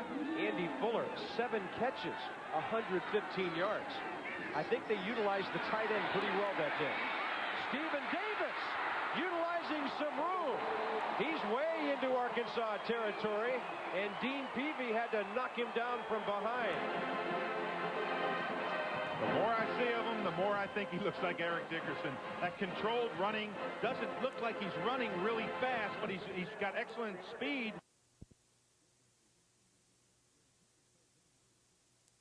Those runners that before you look up, he's picked up 10, 12 yards. Averaging 7 a carry today with his 5th 100-yard game of the year.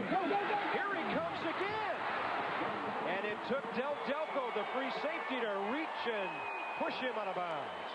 I mean, when you've got Stephen Davis tackled on consecutive plays by defensive backs, you've got a defensive problem. Exactly. This doesn't look like it's going to go far, but the linebackers come up inside and get caught. Now there's nothing outside. The only person outside is the corner. And he has to come up and make the tackle on the play. And you see that little red marker, not before he gains 11 yards. First down at the Arkansas 30. Bob, I was just going to say, this is Arkansas answering what Auburn answering what Arkansas did. Smart play there by Nix. Come in, check out the snap count, go one time a little bit long, see if you can pick up 5 free yards. Good play call. Before the ball was snapped, contact by the defense, 5 yards, still first. 1st and 5. Junior Sully came across. What happens is you get, as a defensive player, you're supposed to look at the football, but you get so used to that ball being snapped like on the 2nd sound.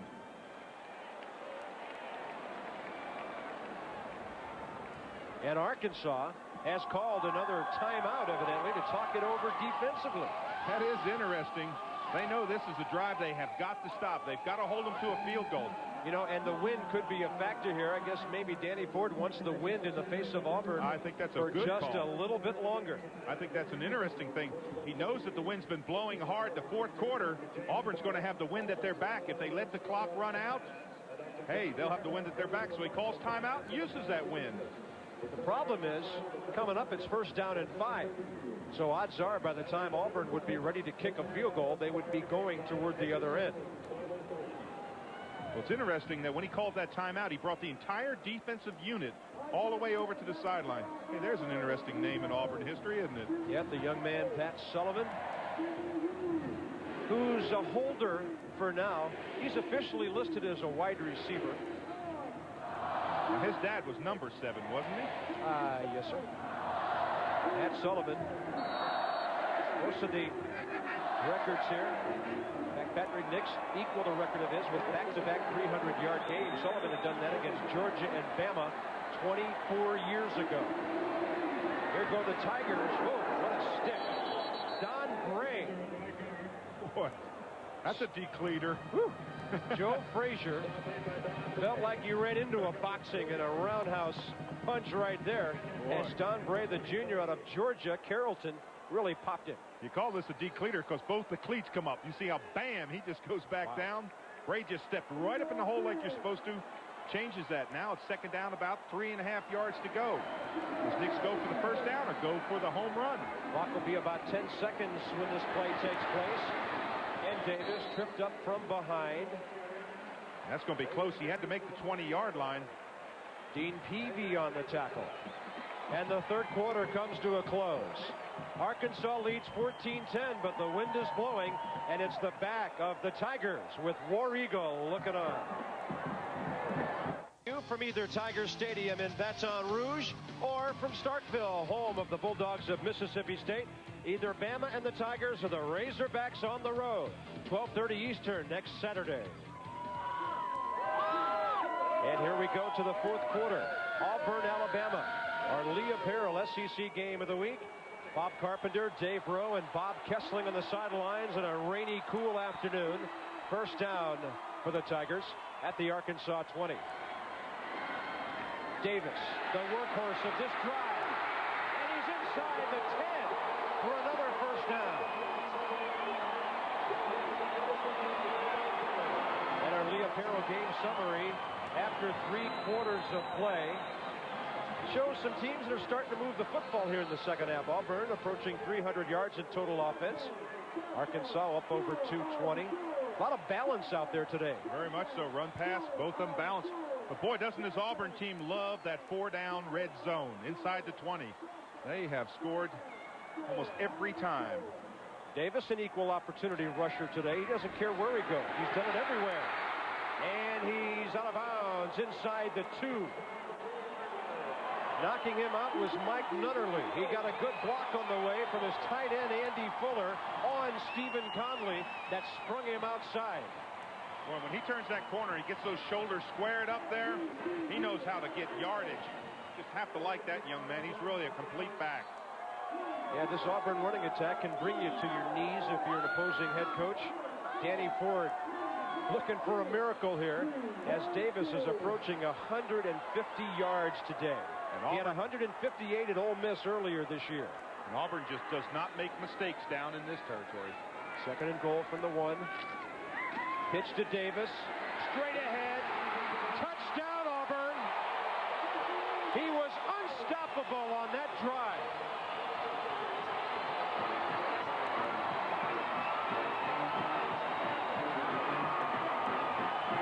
And Bob, as I looked at Danny Ford on the sideline, it was almost as if he said, hey, I know we can't stop him inside the 20. But his mind has to go back to 2 missed field goals. They missed 2 opportunities early. The game swings back to Auburn's way.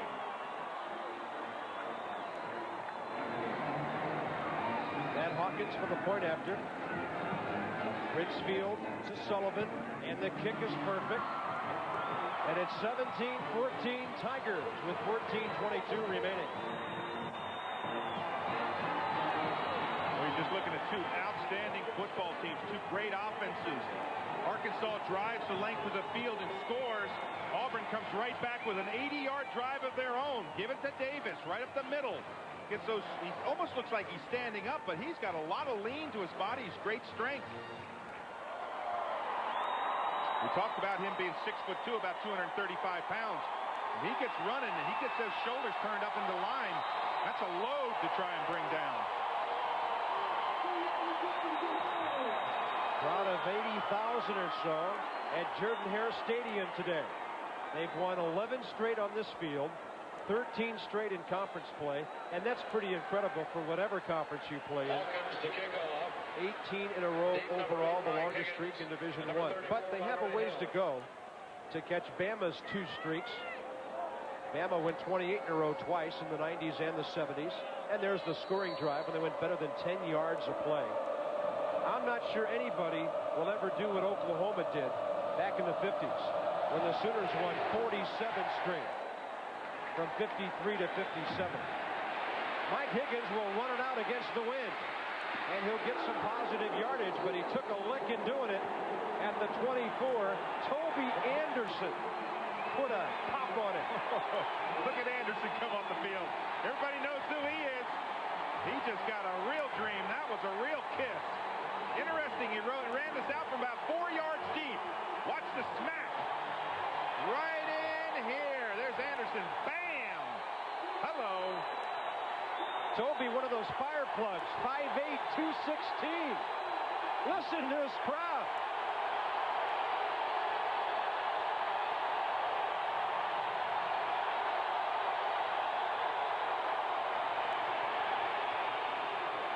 Lunny quiets them down with a nice throw to J.J. Metters. And he's out of bounds at the 30. It'll be a gain of about 7. Well, Metters gets this quick out, and he gets that separation from the defensive corner. When he catches the football, he's not far from going a long way. Watch this. Get that separation now. Come back out. Good concentration on the ball now. Turn back up inside, but his foot goes out of bounds right there. Second down and 3.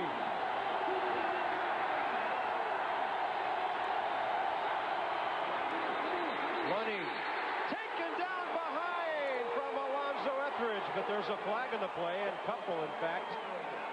Etheridge was not fooled by the option. And do you remember the shot of Gary Walker on the defensive line pointing which way Arkansas was going to go? Before the ball was snapped, there was movement by the offensive line, 5 yards, still second down. As they move the ball back, let's check in with Bob Kessler. Arkansas's tailback during the last possession. When Auburn had the ball, they were working on him on the sideline. He's had that tight hamstring all day, and so they were working, trying to loosen it up. He's back in the game right now, but if you watch him, he's limping noticeably, and so that's a key thing for Arkansas right now, but he's staying in the game. Backs are split on second down and 8. Lunny looks right, and he dumps it out there in the area of Oscar Malone. And he took a hit from Mike Pelton. This defense is fired up. Oh, are they ever fired up? Right now they're saying, hey, let it rain. We don't care now. We've got the lead. They're calling the fourth quarter theirs, and they're coming off the football still as strong. Lunny, not a whole lot of area to go to. You see the pocket breakdown. There's Pelton coming in there, number 50. Gives him a hello and knocks him down. You call that a hello? That's the way defensive linemen say hello. Then what you want to do is you want to help them up and say, I'll be right back.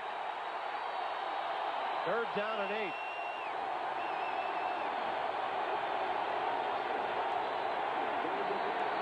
Another flag on the play. This was thrown before anybody even moved.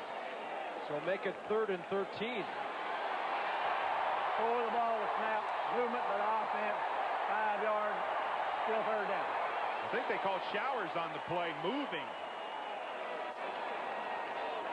That's appropriate. Showers during the showers here. Yeah, just a sophomore left tackle. He replaces Arkansas's Chris Oliver over there. The Razorbacks had to replace Chris Oliver, Don Strubing, and Isaac Davis on that front. Plus, Brian Cornish is out for the year with a knee injury, and that did not help at all. Third down and 13. possession. Malone, forget it. Tigers all over him. Anthony Harris, Chris Schelling. And Arkansas will have to kick it into the wind. Boy, what a game Schelling has had. He's got 10 tackles, a sack, and he's just about done everything today. Great defensive play. He has really been outstanding at the cornerback.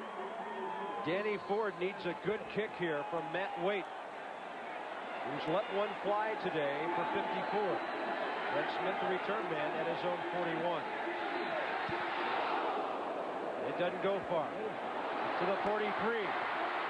Into Arkansas territory, where he takes a hit from Vincent Bradford. 32 yards, and that's not the kick Danny Ford and the Razorbacks were looking for. Auburn on top and with the ball. 9. So when these guys come rushing in, 2 remaining in the football game. Back at Auburn we come. Operating with our Atlanta connection today of Kim Anderson and Steve Johnson, our spotter and stats guy, and our stage manager Kurt Bloom out of Birmingham, voice of the Barons. We got a lot of announcing up in the booth today. Some of it makes some sense even. First down with 13:42 to go, and here's Davis. Look at him skip and hop and dance ahead down to the 46 of Arkansas for about 4 yards. Mark Smith on the tackle. And you turn around, and that play didn't look like it was going to go anywhere. And all of a sudden you see Davis picks up 3, 4, 5 yards on the play. You talked about him skipping through. He sees this little seam, and watch him hop through sideways. Right there, just hop through sideways, get those shoulders down, fall forward, picks up 4 yards. 151 yards today for Stephen Davis. Second down and 6. And that time he was hit right around the line of scrimmage by Willie Johnson, who got some good penetration. And then Trent Knapp, who's playing hurt with an ankle, was there to help out. There's Willie out of Lufkin, Texas, a senior. Arkansas has recruited Texas very well over the years, and they were in the Southwest Conference especially.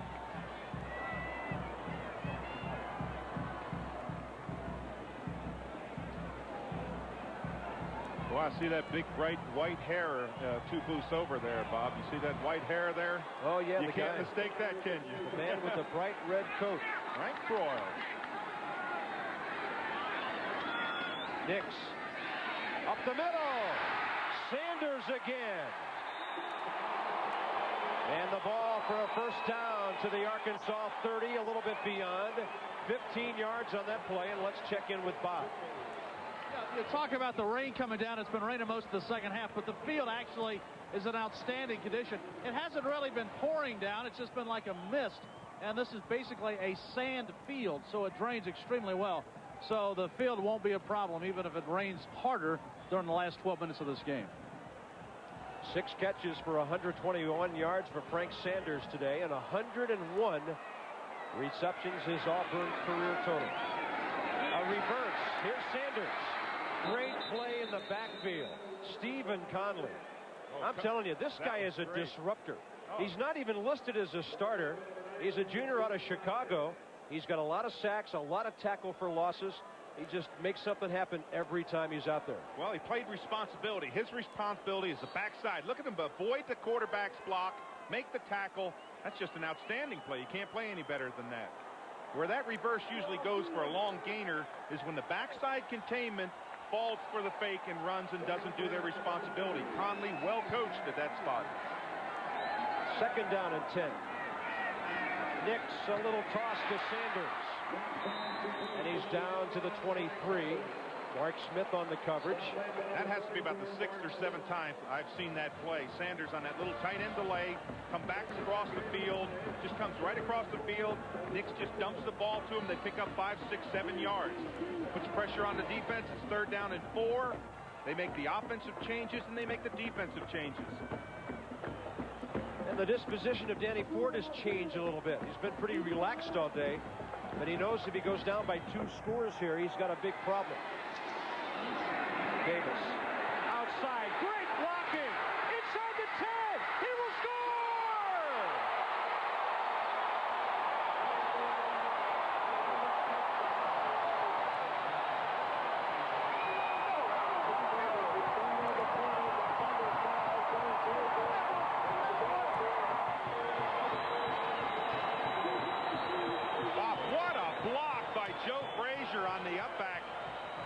came up on Carl, killed the strong safety. He just leveled him on the outside.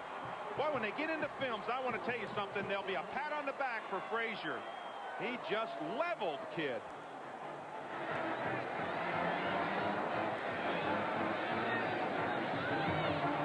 Hawkins for the point after. And Auburn by 10. 24-14. A 24-yard pass with 10:24 to go. And now the Razorbacks have their hands full as Auburn looks for 19 straight.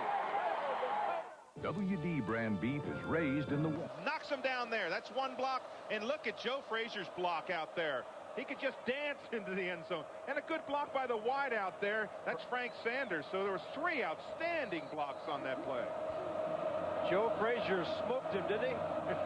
How many times are you going to use that line? And Davis has gone for 120 yards just in the second half. On the kickoff. Razorbacks with Higgins inside the 5. Angling for the far sideline. And a bit beyond the 20. Ball ending up in the hands of Darrell Riggins, who's an active little guy on special teams. And Arkansas now with time remaining. I mean, they're okay in that respect. 10:16 to go. But look how quickly Auburn went half of the field. 3:18 after that short kick. And you really have to credit the defense on that because it gave them the ball on that midfield 50-yard line. The defense set up their offense.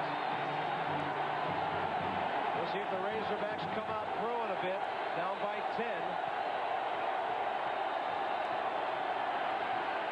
Lunny had people clawing at him and pulling at him as he tried to throw the ball ahead for J.J. Metters. Gary Walker, the senior defensive tackle, was the big disruptor.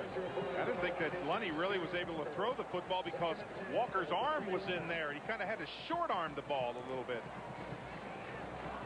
There's Walker, who goes 6'3", 277, a Georgia kid out of Livonia.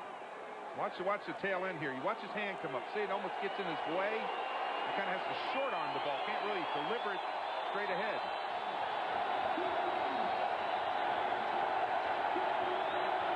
This crowd come alive. Lunny option right. Keeping it.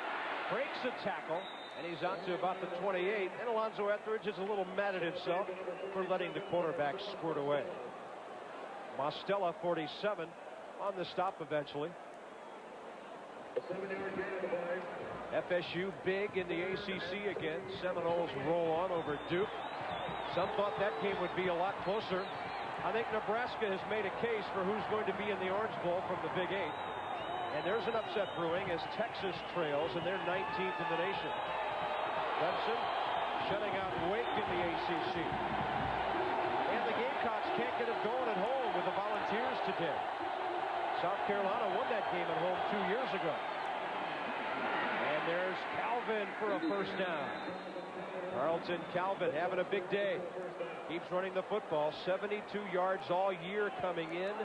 And today, he's got 72 to add on. Yeah, he's doubled his average today because he has just ripped up through there from that fullback spot. That has been open all day long at the tackle spot. The first man on that option. I just keep on giving it to them again and again and again. But unfortunately, Arkansas has got to score. They know they have to score 2 times to get back in this football game.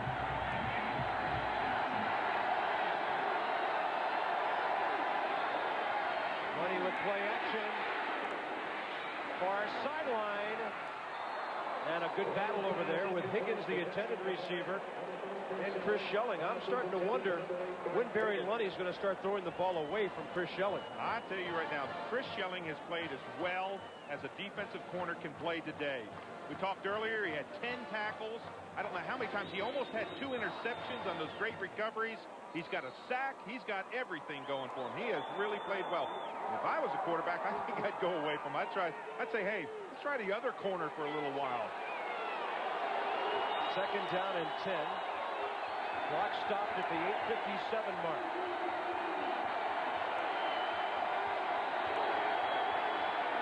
Fullback on the carry. No, sir. Gary Walker right there that time. Alonzo Etheridge as well. Well, you can tell how active of these two big defensive tackles are Pelton and Walker. Pelton had 74 tackles coming into this football game.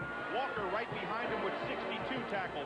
That means that they don't get knocked down. They get rid of their blocks quickly. They make great movement to the football, and they're always around it. And the air's showing why. They're controlling the middle right now. Arkansas needs a first down. 3rd and 8. And they've got to get the ball down the field fairly quickly and score. Running, pump fake, left sideline, and not able to control it was Higgins. Had he caught him cleanly on the first touch, he would have been in bounds. The juggle cost him the reception. The official in great position to make this call because Higgins, as he goes out of bounds, does not have control of the football, as you said, Bob. He bobbled it. Again, watch right here. If he catches it right there, foot would have been in bounds, that would have been it, but the official right there to see the bobble. That weight to cut it, only 32 yards his last one. Short spiral to the near side, and the ball never got there. You got to let him catch it. Fred Smith was hammered by Jesse Cornelius. 33-yard kick, and the ball never got to the return man. The ball held up, I guess, in the wind. Watch the tackle. That's a little bit early. It's not a good feeling when you're the offensive guy and the punt hits you in the back. Contact interference with a receiver against the kicking team. 15 yards, first down. Next week on our Lee Apparel SEC Game of the Week, and we're waiting to find out where we're going. We could be checking out the Crimson Tide at LSU or these Razorbacks in Starkville against the Bulldogs of Jackie Sherrill. Check your local listings. We're on at 12:30 Eastern, 11:30 Central next week on our Lee Apparel SEC Game of the Week.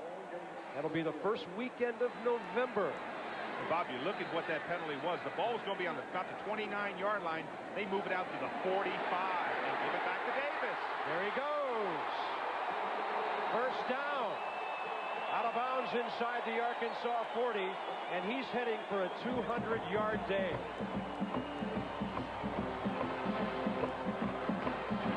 Well, he has made the corner all day long. One thing that's really impressed me has been the downfield blocking by the wide receivers, plus the upback. The upback in this case is Joe Frazier. The blocks that he has made downfield have just been incredible blocks. They just stick with their men. They don't give them up. They don't just throw their bodies at them. They stay right with them. That's just great coaching. 192 yards for the man who plays behind Frazier, who gets the call. Maybe a yard or two off the left side. Stephen Conley there to meet him. Out of Luther South High School up in Chicago.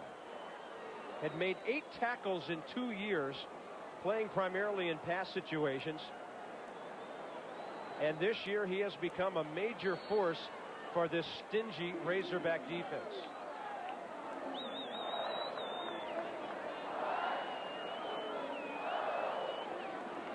Second down and 10. Tight end, Andy Fuller shifting to the left side. Twin receivers on the right. Pitch to guess who? And a nice tackle fighting off the tight end. Conley again. Let's check in downstairs. Bob Kessling. Arkansas, of course, now has got its back to the wall. Robert Reed, the young freshman quarterback, has been warming up. Barry Lunny last possession was shaken up a little bit when he kept the ball. He apparently fell on it and knocked the wind out of him. So it looks like Arkansas, when they get the ball, if they get it back, is going to try and change gears a little bit and give the freshman a shot at quarterback.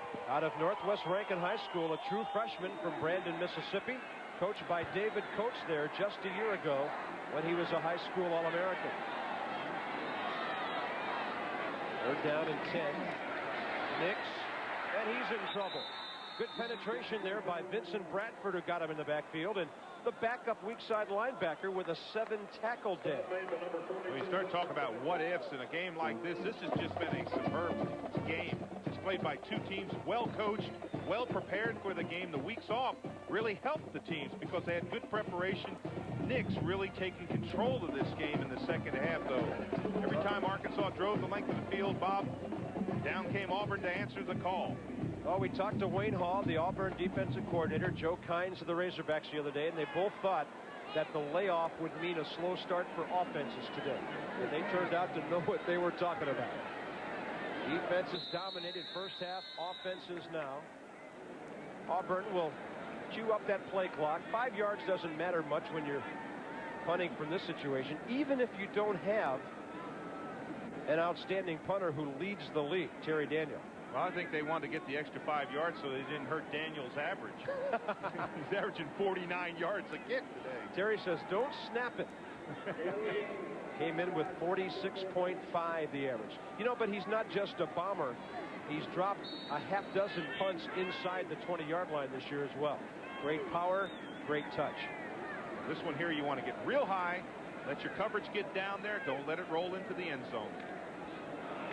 And he got it blocked. He had trouble handling the ball, blocked by Philip Hayes. And what happened, the ball, they took so long to snap the ball that the mist rain went on the ball, and the ball went right between his hands, hit him right in the chest. Watch the ball, right between his hands. The ball was slick. Now he's got, you see 3-4 steps trying to get it. Big turnaround for Arkansas. And that puts the Razorbacks in position to get back in the game. 5:34 remaining, and they're down by 10. And they will huddle up and get out there in a hurry. Boy, does that change things around.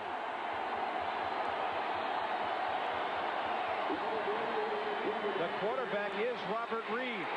And on the first play, takes a sack. Whitehead was there. Mostella, Miska. 6 sacks by the Tiger defense today, and that gives them 39 on the year. Well, watch Miska slide along the line here. Slide, slide, slide. Now commit. Comes up, he jumps up in the quarterback's face. Now react again, come back, still goes to the football, makes the tackle. But an interesting call by Arkansas. You've got first down on the 49-yard line. You don't run a rollout option that's going to lose 10 yards. 2nd and 18. Reed 11 of 19 throwing this year. Flushed out of there. He's got good speed. He gets away from Walker, cuts inside, spun around. Miska got him as he crossed into Auburn territory. So there you see some of the added dimension of Robert Reed, who passed for 1,700 yards as a senior last year in Brandon, Mississippi. Reed's had some opportunities. He's 11 of 19 coming into the game, 58% completions. He's got 2 touchdowns, no interceptions, so he does make good decisions. And he can run it. That was his 20th rush of the year. He's up around 80 yards this season. But Danny Ford knows the clock is running. 3rd down and 11.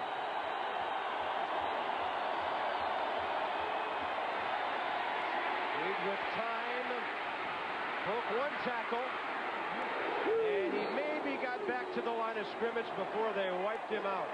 Boy, you run like that, you're going to open up a new can of quarterbacks here real quick. You can't run straight up into these big guys. Reed's able to avoid a lot of guys, but he's got to learn when to get rid of the football. On this play right here, now he makes a good adjustment. He's looking downfield now. Steps up in the pocket. Don't get those happy feet. Square up, throw the football. But watch when he turns around here. Bam! Ouch. Scott Stacy laid the lick on him. Now 4th down, you almost have to go in this situation. 3:20 and counting. It's 4th down, they just have to go for it. Maybe they'll try to draw him offside, but I think Auburn's going to call timeout. Yes, they will, with 3:14 remaining. Arkansas, when we come back, 4th and 9. If they have any chance to win this football game, they've got to convert.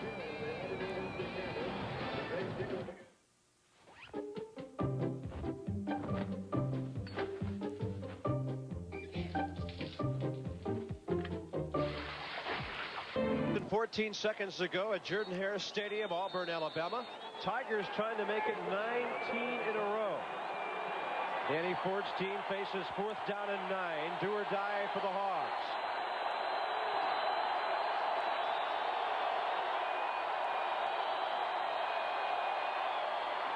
Reed with a drop. Malone out in the pattern. He receives it. Turns. Way short. Auburn has the ball back. And that might just about do it. With 3:05 to go and a 10-point lead. A bunch of plays on that drive, Dave Rowe, that were tremendously slow in developing. Yeah, very true. That just was not quick offense. Anytime you're running rollouts, you so limit the amount of the field that you can throw the football. That's why you like to see those straight drop back passes, because you can look downfield. There's somebody upset.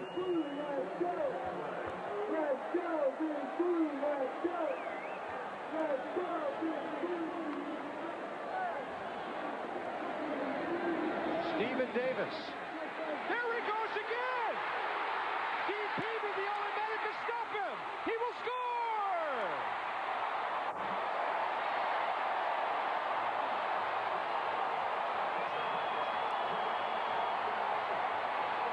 "53 yards, and the route is on."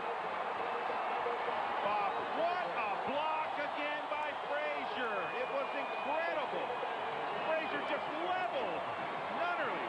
He just ran right over top of him. Anybody, I mean, I hate to say this, but anybody could have carried that ball. Look at the yardage by Stephen Davis. The first person he ought to go up and thank is Joe Frazier and say, what a block. Hawkins for the point after.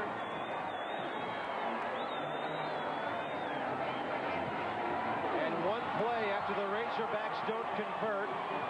Davis, with help from that man, goes 53 yards, and Auburn leads it 34-14, 31-14. They average 36. They're almost there. Kickoff quickly. And then catching it and quickly out of bounds, Mike Higgins. And the Razorbacks going to be way back there at their own 5-yard line.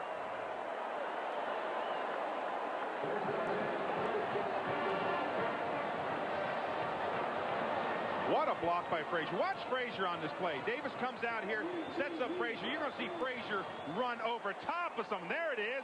Let me just level him. Now watch Davis shift into gear. Right here. This is the hardest I've seen him running. You can see that end zone. He just starts sprinting in there. Well, his 245 yards today, not an Auburn record. Curtis Kuykendall against Miami in 1944 had a 307-yard game.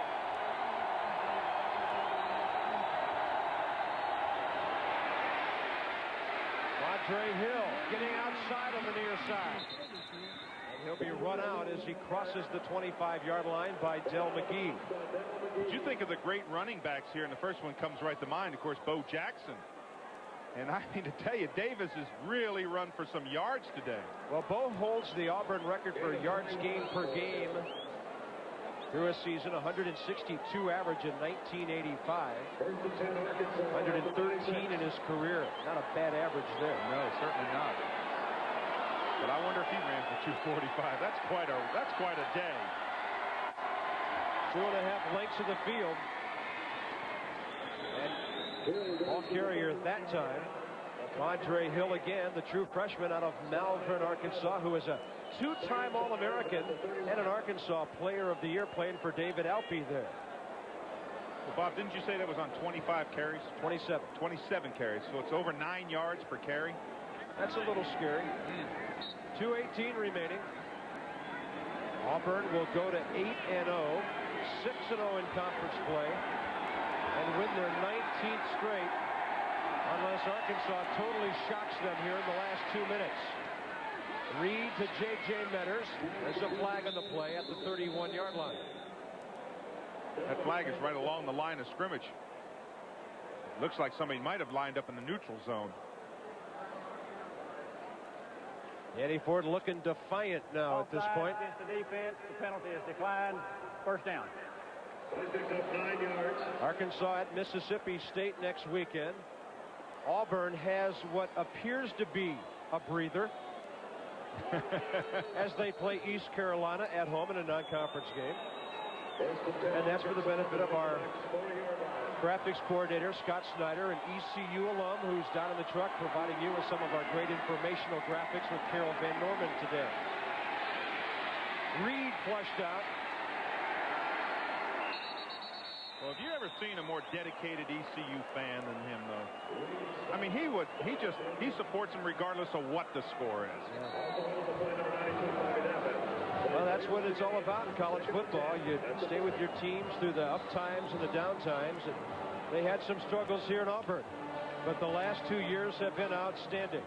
Arkansas calls a timeout with 1:30 remaining, with Auburn on top 31-14. Today's Lee Apparel SEC Game of the Week has been brought to you by Lee Apparel, maker of regular, relaxed, and easy-fit jeans and casual pants. Lee is the brand that fits. By Hardee's, your tailgating headquarters and a proud sponsor of the Southeastern Conference. By Winn-Dixie, the low-price leader. By the Jefferson Pilot Life Insurance Company, the vision to power your dreams. By Lowe's Home Improvement Warehouse. Lowe's knows home improvement. And by your local Mazda dealers. Story of this game, first half defense. It was 7-3 at the half. Second half offense, and Stephen Davis has gone crazy for the Auburn Tigers today. Second down and 10 for the Razorbacks with Reed, their freshman quarterback, hanging in there.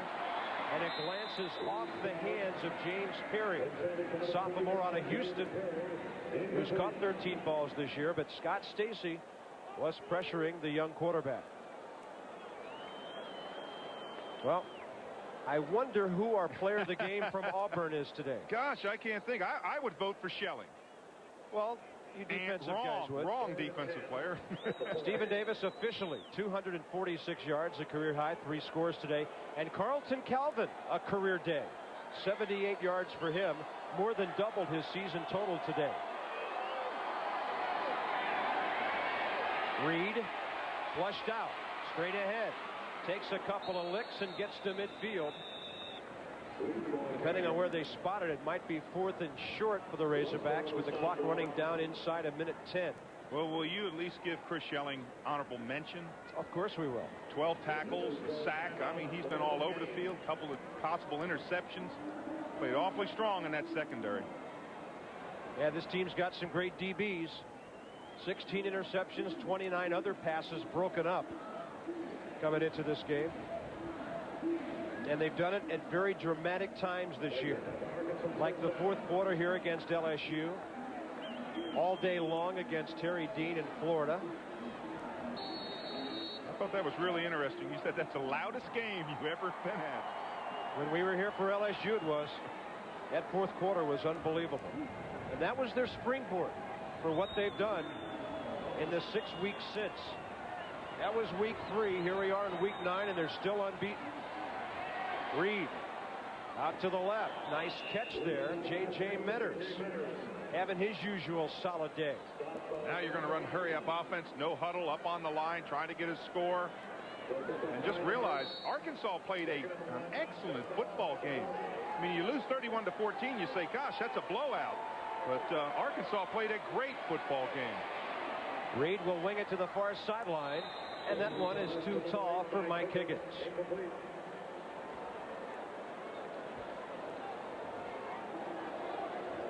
Reed's jersey is already dirty. He's been dumped 4 or 5 times. They've been right on top of him. Back of his jersey is just red with paint.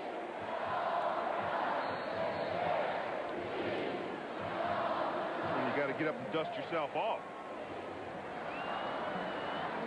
There have been a few bloody victims left in the wake of this Auburn defense this year. 3rd down and 1 at the 40 with 23 seconds remaining. Reed, good arm strength as he really sings one to J.J. Metters. Schelling with his 11th tackle today, but did you see the pace on that throw? That was a rope going to him. I think one thing that's really impressed me about Auburn has been the fact that they never panicked. They were down. They didn't play a good half of football. You heard when Terry Bowden came talking to Bob Kessling about the half. He said, hey, we had bad field position. We made poor mistakes. We just made some turnovers. But they never panicked. They just stayed with their offense. They know they're good. They know Stephen Davis is going to run the football. They relied on Nix, and you can see Bowden there telling them, again, you just got to hang in there, stay with your game plan. I'll accept some of the responsibility, but it's up to you guys. One other thing, Dave. With Colorado losing to Nebraska today. Auburn expects to move up a spot in the poll. We'll see if Nebraska or Penn State's number 1, but Auburn should be number 3 after this win. Reed taken down, and that should do it. As Auburn comes up big offensively with Stephen Davis in the second half, and Bowden has won 19 in a row now. 8-0 this year as they beat Arkansas 31-14. We're back to Jordan Hare after a word from your local SEC stations. You just passed a BMW 540i, and you did not panic, came back big second half, and Dave Rowe, they didn't need the dramatics today that they've had so often in the fourth quarter of this streak. I think you hit the nail on the head. They really showed great poise, just like their head coach. He was in total control. They waited for their offense to start striking. It ran on all cylinders in this second half, and they played great football. Well, we'll find out tomorrow. Check your local listings where we're headed for next week. Our game of the week in the SEC will be either the Crimson Tide at LSU or the Razorbacks on the road at Mississippi State. 12:30 Eastern, 11:30 Central. The story of this day, the Auburn defense, and also Stephen Davis, who ran for 246 yards.